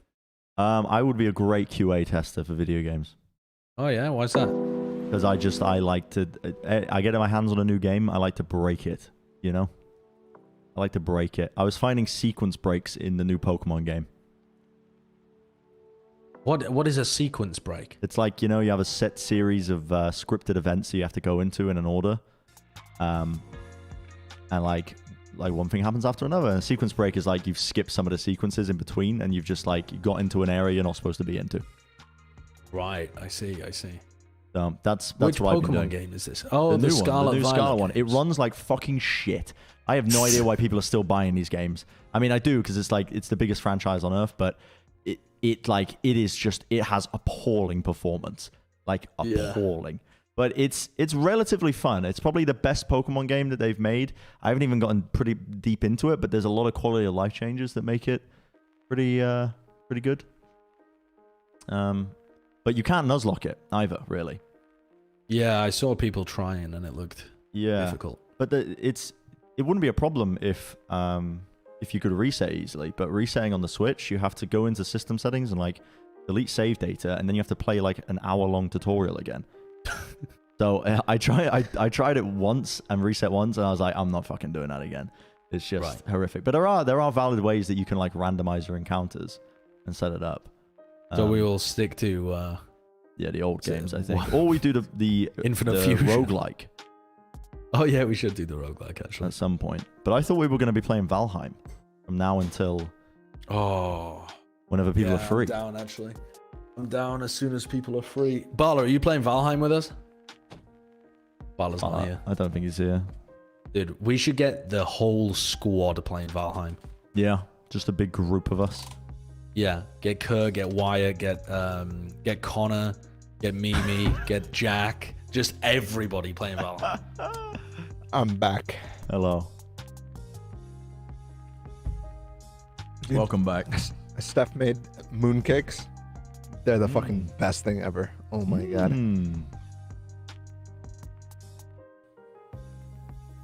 I also.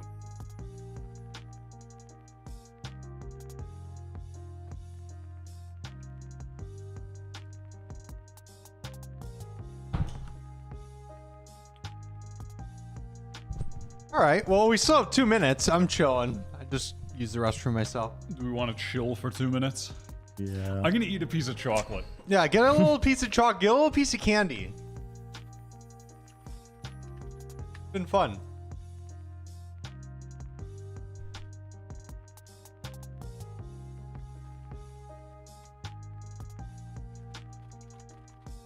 Yeah, thanks for supporting the show, y'all. This year is our year.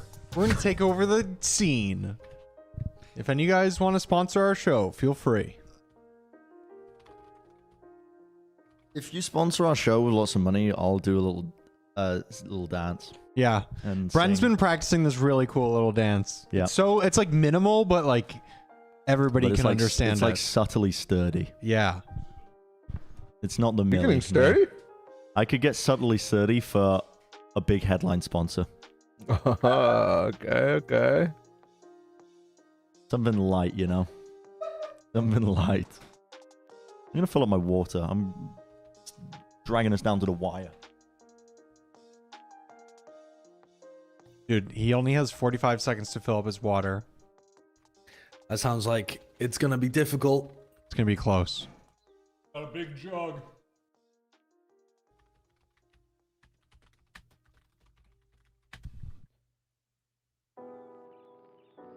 Oh, and you guys don't even know what the next topics are. The viewers don't even know what we have cooked up. Wait, I've got to add something to the next topic because my mentions are just full of it. Of what? The global esports version. Huh? The next topic in the runner show. Oh no, the one after that. Sorry, the one after that. Oh, there's a global esports jersey. Yeah. All right, welcome back. I'm ready to talk some shit. You ready to talk some shit right now, Bren? I'm ready to be... I'm ready to be chill. Oh, all right. Well, I won't turn up then. I was going to turn up and tell these other podcasts that we're running 2023. We're taking You know over. what I mean? Yeah. Fucking Are there get other out of here. podcasts? Other trash-ass podcasts think they can be on our airwaves. Fuck, Plat Chat's running shit this year. I'm going to tell you that right now. I've been listening to some nasty pods out there.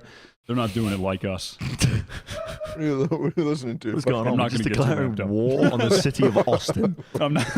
Like, what? No, yeah. What is going About on? 900 podcasts in this city. Yeah, they don't These do are it my like us. streets. About These the are the fucking numbers they fight with couldn't Joe even fucking Rogan? I don't... Yeah. Paving the streets platinum in Austin. You know what I'm saying? Next time I see you, Joe Rogan, at any bar, we're throwing Yeah, down. Joe. Listen, if I see Joe Rogan out at a bar again, I'm fucking. I'm gonna tell the security guard, "Come on, one-on-one. Let me at him. Let me at him. Fucking get out of here, Joe. This is my city." One-on-one. He doesn't want the smoke. He doesn't. He doesn't want the I got smoke. like 2 feet on him, but he looks like he has some strength. Fucking kick He's my whole squat. chest in. He is squat. He looks like a... Yeah. Like it's just like this man has had to survive the rugged tundras as he's like migrated. He's like he was part of the early migration patterns. Like he's like a kind of guy, you know. Anyway, that's enough throwing shade at Joe Rogan. Nah, Well, we not can do just it for him. an extra all hour. these other podcasts. It's not just him. It's all. Okay, It's okay. all podcasts. All right. Period. Okay. All right. Let's talk about Ryan Central. It's What? funny because we're just talking about literally fighting Joe Rogan, and it's like, all right, well, now who's next up on the chopping block? Ryan. No. We're not.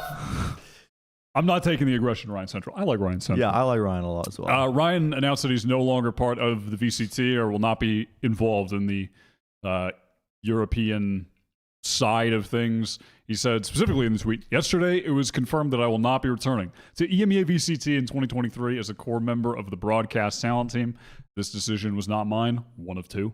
I'm still assessing my options, looking at potential team analyst roles, challengers, YouTube content full-time, or perhaps something completely different. I want to thank Riot for an amazing 3 years and wish them luck in a new franchise league.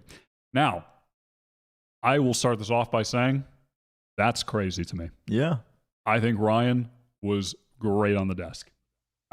Fucking lovely dude. And I also think that as far as actual game knowledge and validity of points made, I think Ryan was always well spoken and knew what he was talking about. I always liked listening to Ryan on the desk. It's crazy to me. Yeah, I mean, I think as well, it's just a bit of a strange one as well, because in the short time, the moments where I did work with Ryan, he has, I think, the qualities that make excellent broadcast talent. I could put a lot of thought into this. I've worked with some incredibly egotistical individuals. I've been incredibly egotistical myself in the past. But Ryan understood the biggest part of being broadcast talent, which is no one gives a fuck about the Twitter clip with your voice on it. No one gives a fuck about you as an individual. Your job is to tell the right stories and excel the product and put the product first. And Ryan was always willing to do that. And he was always willing to learn as well and get better at the job as well, always actively seeking improvement, which is exactly the kind of person you want, I think, who's going to be on the ground floor for something like the partnership system in VCT. So this news, quite surprising to me, but a bit of a shame. I think he'll do whatever he decides to do in the future, whatever he puts his mind to, he'll probably excel at because of that same mentality that I was just talking about. I want to add on to this real quick as a vouch. My first ever event for Riot was Champions Istanbul, and he was very great to work with, and he was super self-critical. He wanted feedback for everything. He was telling everybody that he was trying to improve certain aspects of the game, and he was. And I don't know. It's a shame to not see him anymore in Valorant. Yeah, that is the big thing that always hit me with working with Ryan, is that he was always, looking to get better at what he was doing. And I think part of that is because he's already done something. Like, he already has a really successful YouTube channel, which is, a place that at the moment is doing mostly Valorant stuff, but in the past has done Overwatch stuff as well. It was, the channel I think was called Overwatch Central, and then they've changed it to Hitscan at the moment, and now he's put his name on it as well, whereas previously it was just a brand, as he's just trying to build out a bit more of a name for himself rather than just being the person behind the YouTube video that you'll have watched that told you everything you needed in 60 seconds, but you didn't realize that I was the guy that made it, kind of thing.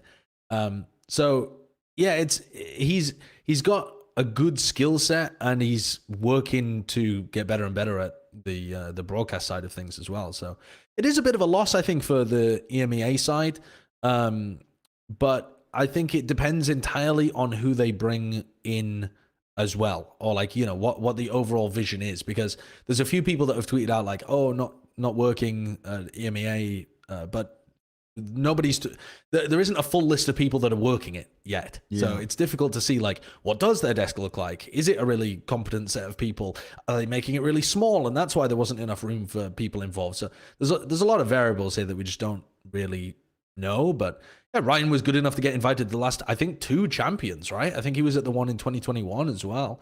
And yeah, he's got a real desire to tell the right stories and do it properly. Yeah, that's what I always liked about Ryan. He has real integrity about the shit that he says on desks, and cares about driving the proper ideas, finding the right research, making good points. That's really good, and it's genuine, and he always is striving to do that.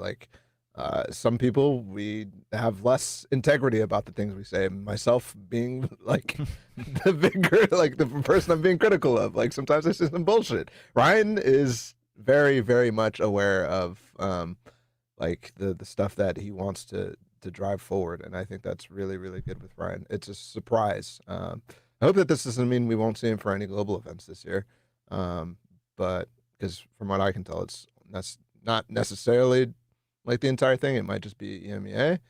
But who knows? I honestly don't really know what's going on in EMEA in general. I'm not sure if they're still working with Freaks for You, or if Riot's taking on their own broadcast, or what. But I imagine when we get some of that information, we'll have a little bit more clarity as well about the direction of where they're going to go with their broadcasts. Because honestly, I was a little bored with their broadcast last year. I'm not gonna lie, guys. Like they had way better tools than the North America. They had better studio space and tools to use, but I don't think they used them as well as they could have. Yeah. And I think a lot of that came down to just the people in charge of it not really having the best vision possible. I don't think the talent is to blame, as though that might be the immediate takeaway that people have from that take. I think it's more just the direction of the broadcast was never pushed in a very good direction to get the most out of it. So, and my point being kind of like, if it's the same type of people in charge, then like not having a vision kind of leads to these types of decisions as well. Yeah. You know, because I mean I would be frustrated like working for that type of environment, you know. We can offer him a full-time spot on Plat Chat. I don't think the pay is going to be matter of fact, I'm down to exchange one Brit for another, Brent. With how things have been going recently. Wilkinson. Wilkinson. Run Hitscan Central for a bit. Dude, if we did like there was a show a long time ago in the UK called Wife Swap, which was just an insane, just unbelievable idea for a show anyway. But if we did that just one for one, just Ryan comes onto Plat Chat and I come onto, I swear I would fucking destroy his YouTube channel before he could touch Plat Chat. that shit would be in the ground immediately. Oh, they had a US version as well. Yeah, wow. It's a classic show. It's an insane idea for a show. It's insanity. Wow. It really is. Dude, also classic. Esports trying to bring back the fucking 90s footballer look. They've got the collar jerseys are coming back. Yeah. Have y'all been seeing this trend? I was liking the... I like them. I was liking the rugby jerseys. The rugby jerseys I really liked that 100 Thieves jersey last year. I always have enjoyed the Gambit jersey. Now we're bringing the collar the back. Gambit ones are great. 100 Thieves look like the fucking boys are ready to run out in Old Trafford. You're going to have to explain to me, though, what is the difference? Because to me, if you say collar jersey, I'm thinking about the Gambit ones from last year. Why are you calling those a rugby shirt? What's the difference? Though I'm not sure if maybe some rugby shirts are like the polyester material, but those were all like a heavy cotton. These are more of the like sports jersey. Go back one. What is this guy? Why does he have fucking pipe cutters? Wait, what is happening? That is crazy. What team Why is does he got that? some big ass wire cutters, bro? What is happening? That's a crazy image. So DRX, Is that League of Legends? I don't know. Not a clue. Yeah, not a clue. But yeah, DRX I don't even know what unveiled a org new that jersey and the new logo and coloring. It's like a darker blue. I like these DRX ones. I like the DRX ones. They're quite nice. I'm a fan. Not a huge fan of the 100 Thieves ones though. Yeah, I like the old 100 Thieves ones. Those last year 100 Thieves jerseys were fire. Yeah, they These were fire. are not hitting like that. The people were responding in tweets saying that it just looks like a fast food uniform, and it so does. I mean, it just looks like they're working at. It just looks like they're working in a fast food restaurant. Yep. Why are they caterpillared? I don't know. Content. I think it's the solid red. I think it's the solid red that looks weird. I think if it was broken up a little bit, or it had the black interweaved in it, I think it would look way better. It's bright But red I don't like design that. jerseys, and they're a bit fucking multi-million-dollar company that basically exists through jerseys. So what do I know? It's interesting though, because bright red like that is just not a great color for a lot of people, and it's actually like the lowest selling color as far as clothing goes. So it's I don't know. I just don't. I'm not a fan. I didn't know you were going to bring the stats out like that. Holy shit. I really liked the 100 Thieves jerseys last year. I was a huge fan of those. It's too bad that those are gone. What's the global esports one? Did that just got unveiled? Yeah, well, I'm not really sure. The reason that I'm aware there's some kind of drama around the Global Esports jerseys is because the Global Esports CEO keeps tagging me in tweets being like, oh, cool tournament, at Sideshow, at Bren, at Tarik, at whatever. And then all I see are the people responding to him saying, change the jerseys. The global jerseys are shit. And I'm like, mate, why have you tagged me in all of this? So I keep, like, I would say, every time he tags me in a tweet, I get 5 extra mentions of people saying, change the jersey, change the jersey. So I don't really get what it is. But if you look at the tweet that I linked, it's literally the guy is saying like GG's for the Ludwig Tarik Invitational. And this is the founder of Global Esports. Yeah. And every reply is, change the jersey for fuck's sake, looking like the jersey of a tier 3 org. And then, it's just like, clearly people have a big problem with it. But I don't think it even looks that bad. I mean, is there anything that terrible about that? I think it's pretty whack. Yeah, it looks very. It looks 2006 esports is how I would say. Right. Gives me that vibe. They're bringing their PCs to the LAN center kind of jersey. Yeah, it's you got your jersey sent out. The org's paying for you to go to the LAN. They bring your own PC LAN center. You're winning mouse pads for first place, playing Source. Those are the vibes it gives me. Yeah. But I mean, every response is change the jersey. And this tweet wasn't even about the jerseys, man. This is your founder just tweeting other stuff. Yeah, and they're going so deep on it. Just cool tournament. Meanwhile, change the jersey. It's fuck. That is Jesus Christ. That is pretty funny. Yo, y'all see 100 Thieves? Y'all see their new AT&T practice room? Yeah, dude, it was pretty sick. I saw Bang walking in there.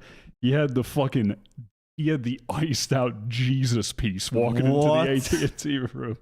You got to get the diamond tester out, Bren. I like damn, look at that. God, diamond tester. Damn. Holy Used to pray for times like this. Yeah, now we're living it. Damn. They do need to change out the posters, though, because one of those maps is out of rotation already. Yeah, they got Breeze in the middle. You ain't going to be getting much usage out of that. Got to go back to Office Depot. Yeah, get Breeze out of the middle. Get a new one printed. Are you suggesting that they actually draw their strats up on that? Like they should. Oh yeah, I guess maybe they do. Is it a whiteboard or what? They've got bind there as well. They fuck it up. Oh yeah, Dan's talking about bind and taking. He's like, this map's gone. 4 a.m. They need to. Yeah, you gotta. Dan has them taking cold showers. There's a lot of pro players that I think unironically take the cold showers at 5 a.m. approach. I think Mike's taking the cold showers too. I don't think Mike is cold shower pilled. Mike. The thing is, Mike comes from poverty background, so when he was working at UPS or whatever, he's actually taking cold showers at 5 a.m. because he needs to be up at that time and he can't pay for his hot water.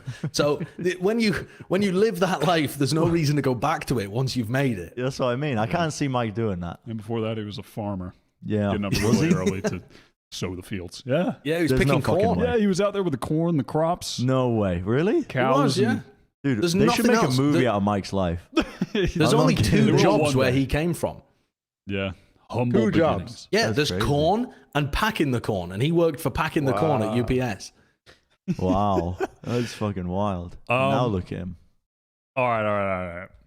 How do we get onto this? I wanted to point. I don't know, man. It's the off season's fucking over, and we're talking about jerseys. We're talking about jerseys. Because everyone's going with this collared era. Yeah. And Bang had that crazy fucking piece. $80,000 Jesus I like the piece. I like the piece. Did you guys see how much Disguised Toast spent on his team, by the way? He was talking about it being like upwards of $5,000 per player. Per month? Per month, yeah. That's wild. My man is he's putting up some coin to get steel in Ascension.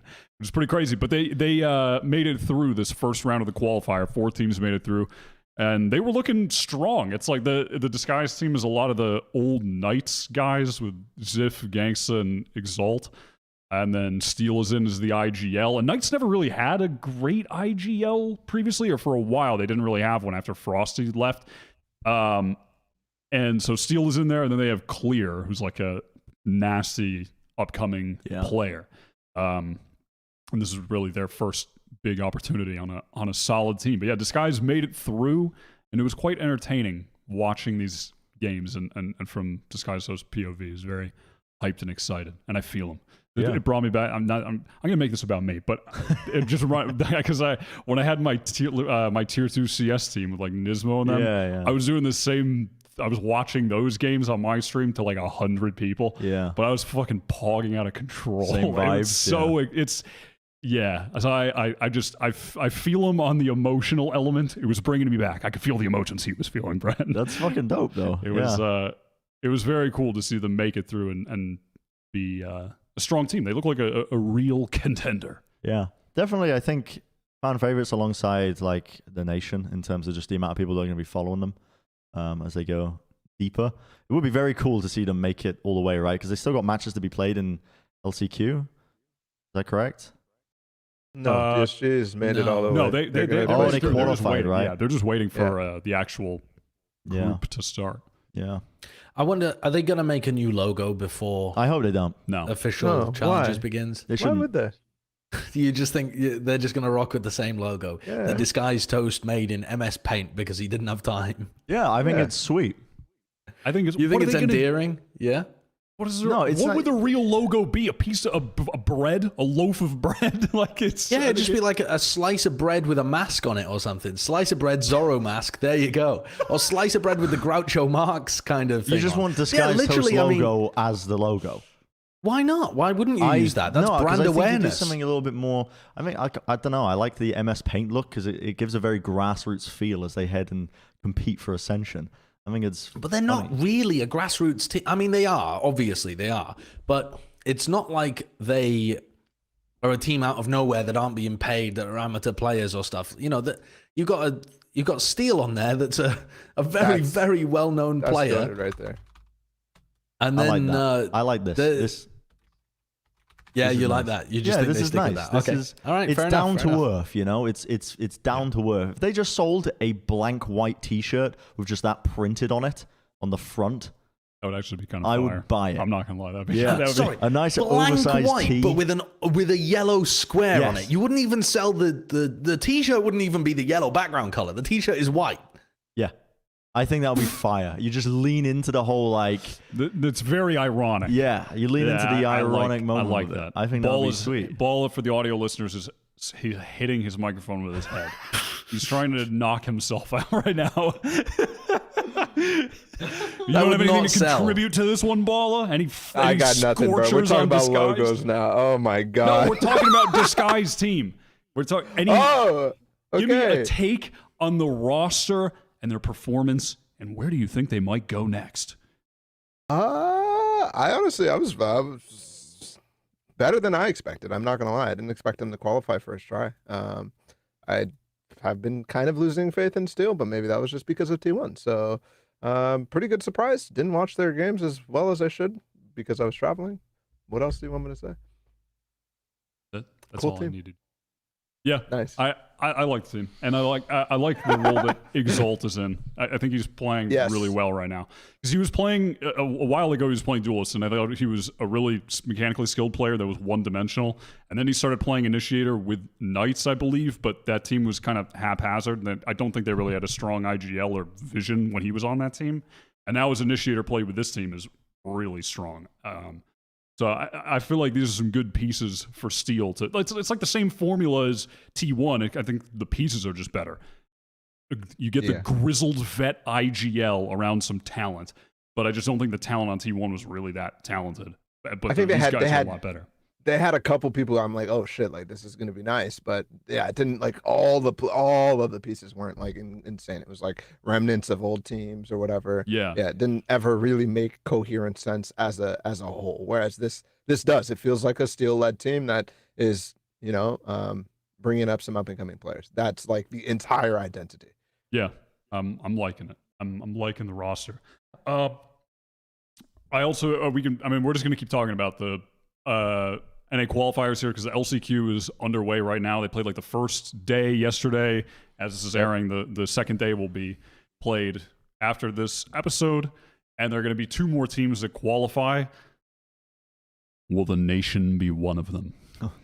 There's been a lot of talk about the nation because they almost qualified in the first round, lost in the final decider match.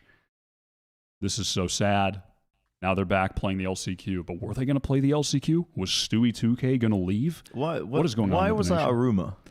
Because he Rossi said it. Because he said it on his posted that. stream. Oh, No, did he he said it say on it his as Stewie well? said it on stream as well. Yeah, he said, "Oh, I might not play in LCQ or something," and then Rossi tweeted it. I think just joking about it. Yeah, he said, Stewie And not then- playing LCQ, didn't qualify, and stubbed my toe. Good morning. Damn, With that's a a picture horrible of morning. a sad Michael B. Jordan after Lori Harvey left him. This is so sad. But Yeah, but I don't know why Stewie would say that on his stream. I mean, I don't think from the clip that I watched, it didn't seem to be a joke. I don't know. Maybe Stewie just didn't understand what was going on or something. I don't know. He seemed out of the loop when he was talking about it on the stream. Yeah, did he just But not know how apparently he it is works? saying. I don't know. The format is confusing, so maybe he is, just didn't yeah. get it. Yeah, possibly. I don't know. But they seem like they are, I would say, favorites, I think, out of for the two possible spots. What is this? well, let me read. So this is Stewie's official response. He said, "I'll be playing an LCQ with the nation. Calm down. Tapped into R Val for the first time. Tapped into it for the first time. This is the first time. By the way. Tapped into R Val for the first time. And the amount of judging Skip Bayless critics out there. He's talking about you, Josh. He's subtweeting you right now, by the way. Didn't say a word about him. Never. His name has never been in my mouth. You better No, keep it out. come on. You better keep his You name out are of your fucking mouth. You are the Skip Bayless critic. That's you, buddy. That's not me. you. Not What did he say at the end of the card? Just throwing Judging stupidity. Skip Bayless critics out there, just throwing stupidity in the comment. He's definitely talking about Josh. And then he put the crying, laughing emoji. Yeah, that is a boomer emoji. If you actually, let me remind y'all that I committed with Brax to create a team not knowing jack shit about the Val scene to at least make an attempt for Ascension.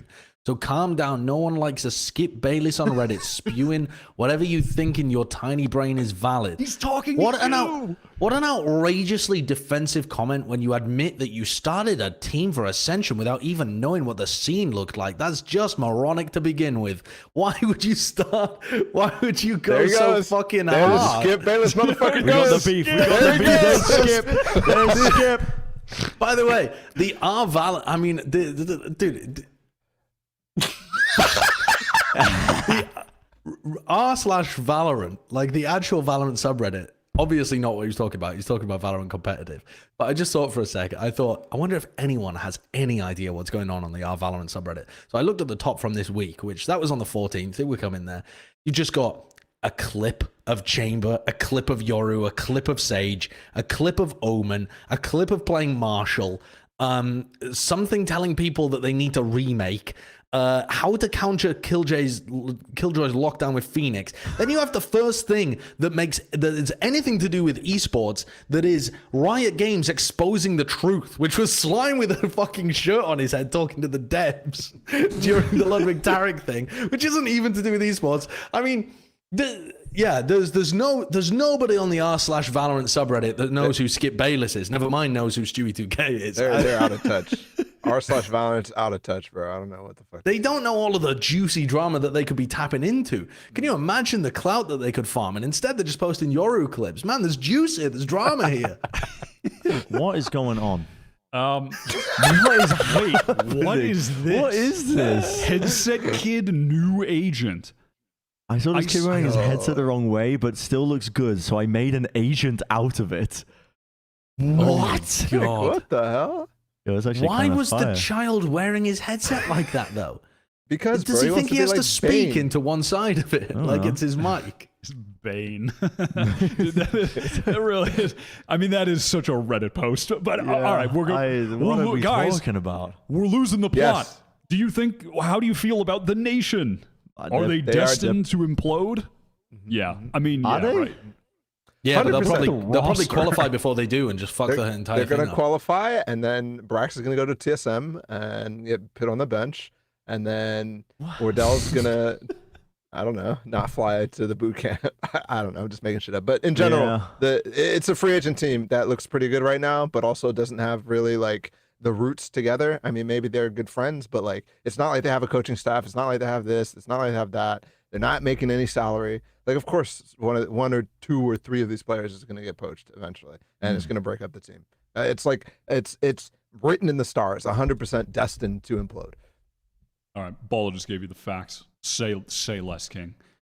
Let's do our predictions for this qualifier and see if we have the nation going through. We've all picked our 2 teams that are going to make it through the NA LCQ. Who do we got? Do we want to do them one at a time, Kurt, or just? Okay, I forgot how this works. It's been a while since we've predicted teams. All right. So Josh has picked. I love that the logo for the nation is just Wardell. Wardell's head. So Josh has picked the nation and NSIC. I've picked OR Esports and NSIC. Brent has gone with Wardell and a question mark. Yeah. What team is that? I said I haven't been watching Okay. the qualifiers to Kurt, but the nation will probably make it through, and I don't know what the second team will be. Okay, so Brent only picks one team. I've picked one team. Only picked the nation, and Bala has picked the nation and OR Esports. Okay, that. So we've all kind of gone with similar teams here. Yeah. I thought it might have been a bit more wild and a bit more crazy than this, but it's actually not particularly wild, nor is it crazy. Whoa. I feel like somehow Yeah. I feel like there's going to be some kind of nation implosion. The nation will go its separate ways at some point. What I is think, this prophecy during that the everybody storm. is seeing? I don't Is know. it- is it just because It's in the tea leaves. I The don't know, vibes Brian. are bad. You don't The drink vibes tea? are bad. I'm just, vibes the are vibes rancid. aren't. They're not vibing.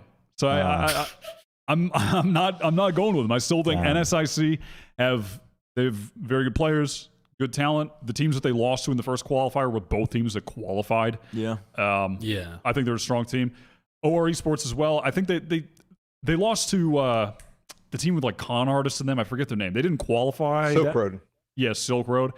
And I know they lost to one of the teams that did qualify as well. Oxygen. True. Right. Thank you. But that's another team that I really respect the talent. Some of the upcoming players on that team a lot with like Zeldris, Jonah 6. I think those guys are really good. I have confidence in those guys. So that's who I've gone with. What are you thinking, Josh? Yeah, I think that for both of the teams that I picked ended up, I believe, going out to teams that qualified. And I think the nation just have a lot of decent talent that's just been strung together, and I feel like the perfect thing that they're going to do is the same arc that you're describing, Bala, where they qualify and then explode, and then they've just kind of wasted a spot that other people could have potentially used. I don't know how they're even going to deal with that, actually. There's got to be some kind of system in place, but I don't know what the system how is. they are going to deal with that. Like, it's already going to happen. Like, it is Well, set no. in stone. I mean, everyone you've got- is you've got to seeing put- this. Dude, what?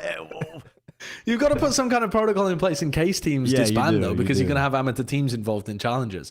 So I don't know what the protocol is, and that's maybe going to have to be something that is new to Valorant. Maybe they boost someone else up, but the other teams might have disbanded at that point because it logs you out for basically the whole year. I don't know how they're going to deal with it. I assume they'll just get forfeit wins against the team. Right. and they just Which won't replace that them. would suck. But for NSIC as well, like, I like the group of players that's there. I think that Odorous is a pretty decent player. When I've seen them before, their results looked fairly good. They actually play against each other before they qualify as well. So one of these teams will necessarily knock the other to the lower bracket in the upper semifinals of LCQ. So that game's happening on my time. It's Tomorrow. January 20th, but I guess that's actually January 19th American time, is it? Yep. Probably, yeah. So yeah, it looks like there's going to be some decent matches though once you get to that level of the tournament. Yeah. I mean, there's a number of really good teams. Rat Attack made it really far. That was like the former the former MR team, like with Temperature and some of those guys too. They look pretty good, surprising a lot of people, I think. Silk Road is still in here. OR Esports has, like, in my opinion, some of the most nasty up and comers, and like Nilyaz and Zeldris, and even some of the guys from last year who were getting picked up by like teams like Andbox and stuff like that, like Lear and Jonah 6. Like, those guys all very, very good, and they just haven't really found the place to make it to challengers yet. And I think that they should be in there. So I expect them to make it. Yeah, for sure. Also, the team that's rumored to be the XSET Game Changers team with Bob and Katzman, Rise, and some other people. Their name right now was like Boombalarmbalinas or something. Nubsumi or whatever. But they, there it is, Riri Buno, and they beat the Team Fish Taco, which was that team with King Vinny and like some of the demons that were shit. playing against Disguise that took a map off them in the last qualifier. Demons. So they were demons. Dude, demons. King Vinny was going crazy. But yeah, they beat that team to make it into the round of 32. So that's a pretty nice dub there. And this qualifier, I think it's them and Complexity are the two GC teams that are still in the running, I believe, in the top 32. I think Complexity. I don't know made it. this off the. I don't know if this off the top of my head. I wonder if any of you do. What is the deepest that a Game Changer team has gone in like an open competition? Do you know? Oh, is it top 32? Is it top 32? Right. Gotcha. Yeah. Cloud9 White made it there like almost every time. I think Shopify's made it there once, but both of them I think have dropped out already. And Yeah, they probably both their got knocked earliest exits so far. Yeah, pretty Like, I think unfortunate they both got lost in knocked round out. 64. But what was that? Who was that game against? Sorry, Kurt. The XSET one. The team with Cat and them. I just wanted to see who they were playing in their bracket. No. Like who they're going to play against. Sorry. They're playing Rat Coming Attack. up. Oh, they're playing Rat Attack. Gotcha. Yeah, kind of unlucky. Yeah, that team's pretty good.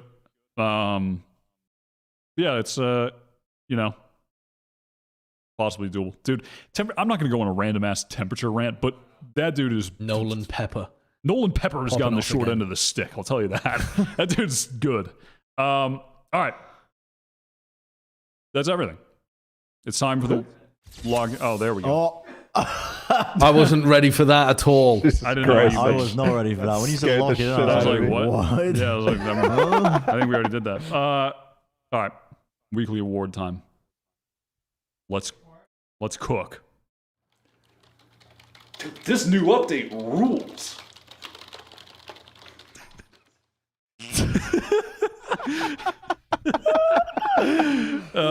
You guys have been cooking. Wait, hold on. There's some new ones. Yes, huh? man. Yeah, we got a cooking. few new ones. Look at this award little guy kind of sucks. What is, Yeah. what is that guy? Is he He's- curling? He's playing billiards, I think. Oh, I want to say with a he's candy playing cane. billiards, But it's bent. but it's broken. Well, it's broken. It's Yeah, up okay. bent purposefully. Yeah. Um, Put that down there. yeah, I thought long and hard about who should get this award. Like, ooh, should it be Trent? He was the MVP, but then we gave him the MVP anyway. So I'm going to give it to well-known Overwatch player Jake, because he's looking absolutely solid and shredded. I saw this came across the timeline like, damn. He even hit him with the tongue out emoji in the description. Jake was Yeah. feeling himself that morning. Bro, I'm telling you. Dude, he's looking good. He's looking good. fucking I hung out with shredded. him in Korea, actually. Oh, really? He went over Dude, I to Korea miss for a Jake. holiday. Yeah, miss it Jake. was a good time hanging out with him. He was there when it was the USA game versus, I can't remember who it was. Who did the USA play in? Like, was it the Netherlands? Netherlands? In the Yeah. bracket? I think it was Yeah. the Netherlands game. We were watching that live, and he was enjoying it, how upset I was that America was losing, the USA was losing, because because England drew against USA. Right. I'm not going to get into it. Please don't show the Harry Kane penalty. I don't want to see that. But yeah, I was hanging out with him. He's just living his best life. He's out there. I mean, I Yeah. don't know if he's on demon time yet, but I mean, the guy is like, he's just like, he's a little, he's like a little dreamboat package for any like Korean women out there. So like, I mean, listen, I'm telling you, the He guy is a was little attracting dreamboat a package. lot of attention in Korea. I'll tell you that for free. Yeah. Dude, Hey, he's, so- he's looking good. Does he have any interest in moving to Valorant? Because he might be my top 19 player. You know what I'm saying? Yeah, dude, get Carpe's ass out of here. Dude, Jake was playing in the beta. He was remember playing in the he, beta. Dude, I remember he think was getting said some it wasn't clips. his game though. No, He was getting some clips. he's an honest to god Yeah. FPS or He's an arena FPS gamer. guy. He is. My kind of guy. An honest player. What a interesting turn towards the end of the What episode. do you mean? Just shirtless Jake. He's been working hard, Yeah, and he deserves sure. some credit. Yeah. You know that man's been grinding. All right. Thank you all for watching episode 120. We will see you back next week, episode 121. Maybe we'll get into like talking about the bracket more in depth, you know. Maybe. LCQ, maybe pick'ems. I don't know. We'll see what's going on. Maybe there'll be some more drama. You know, maybe we'll get a response from the CEO and a little he'll say something else. I don't know. You'll just have to see and tune in next week. Thank you all for watching. Bye. Bye.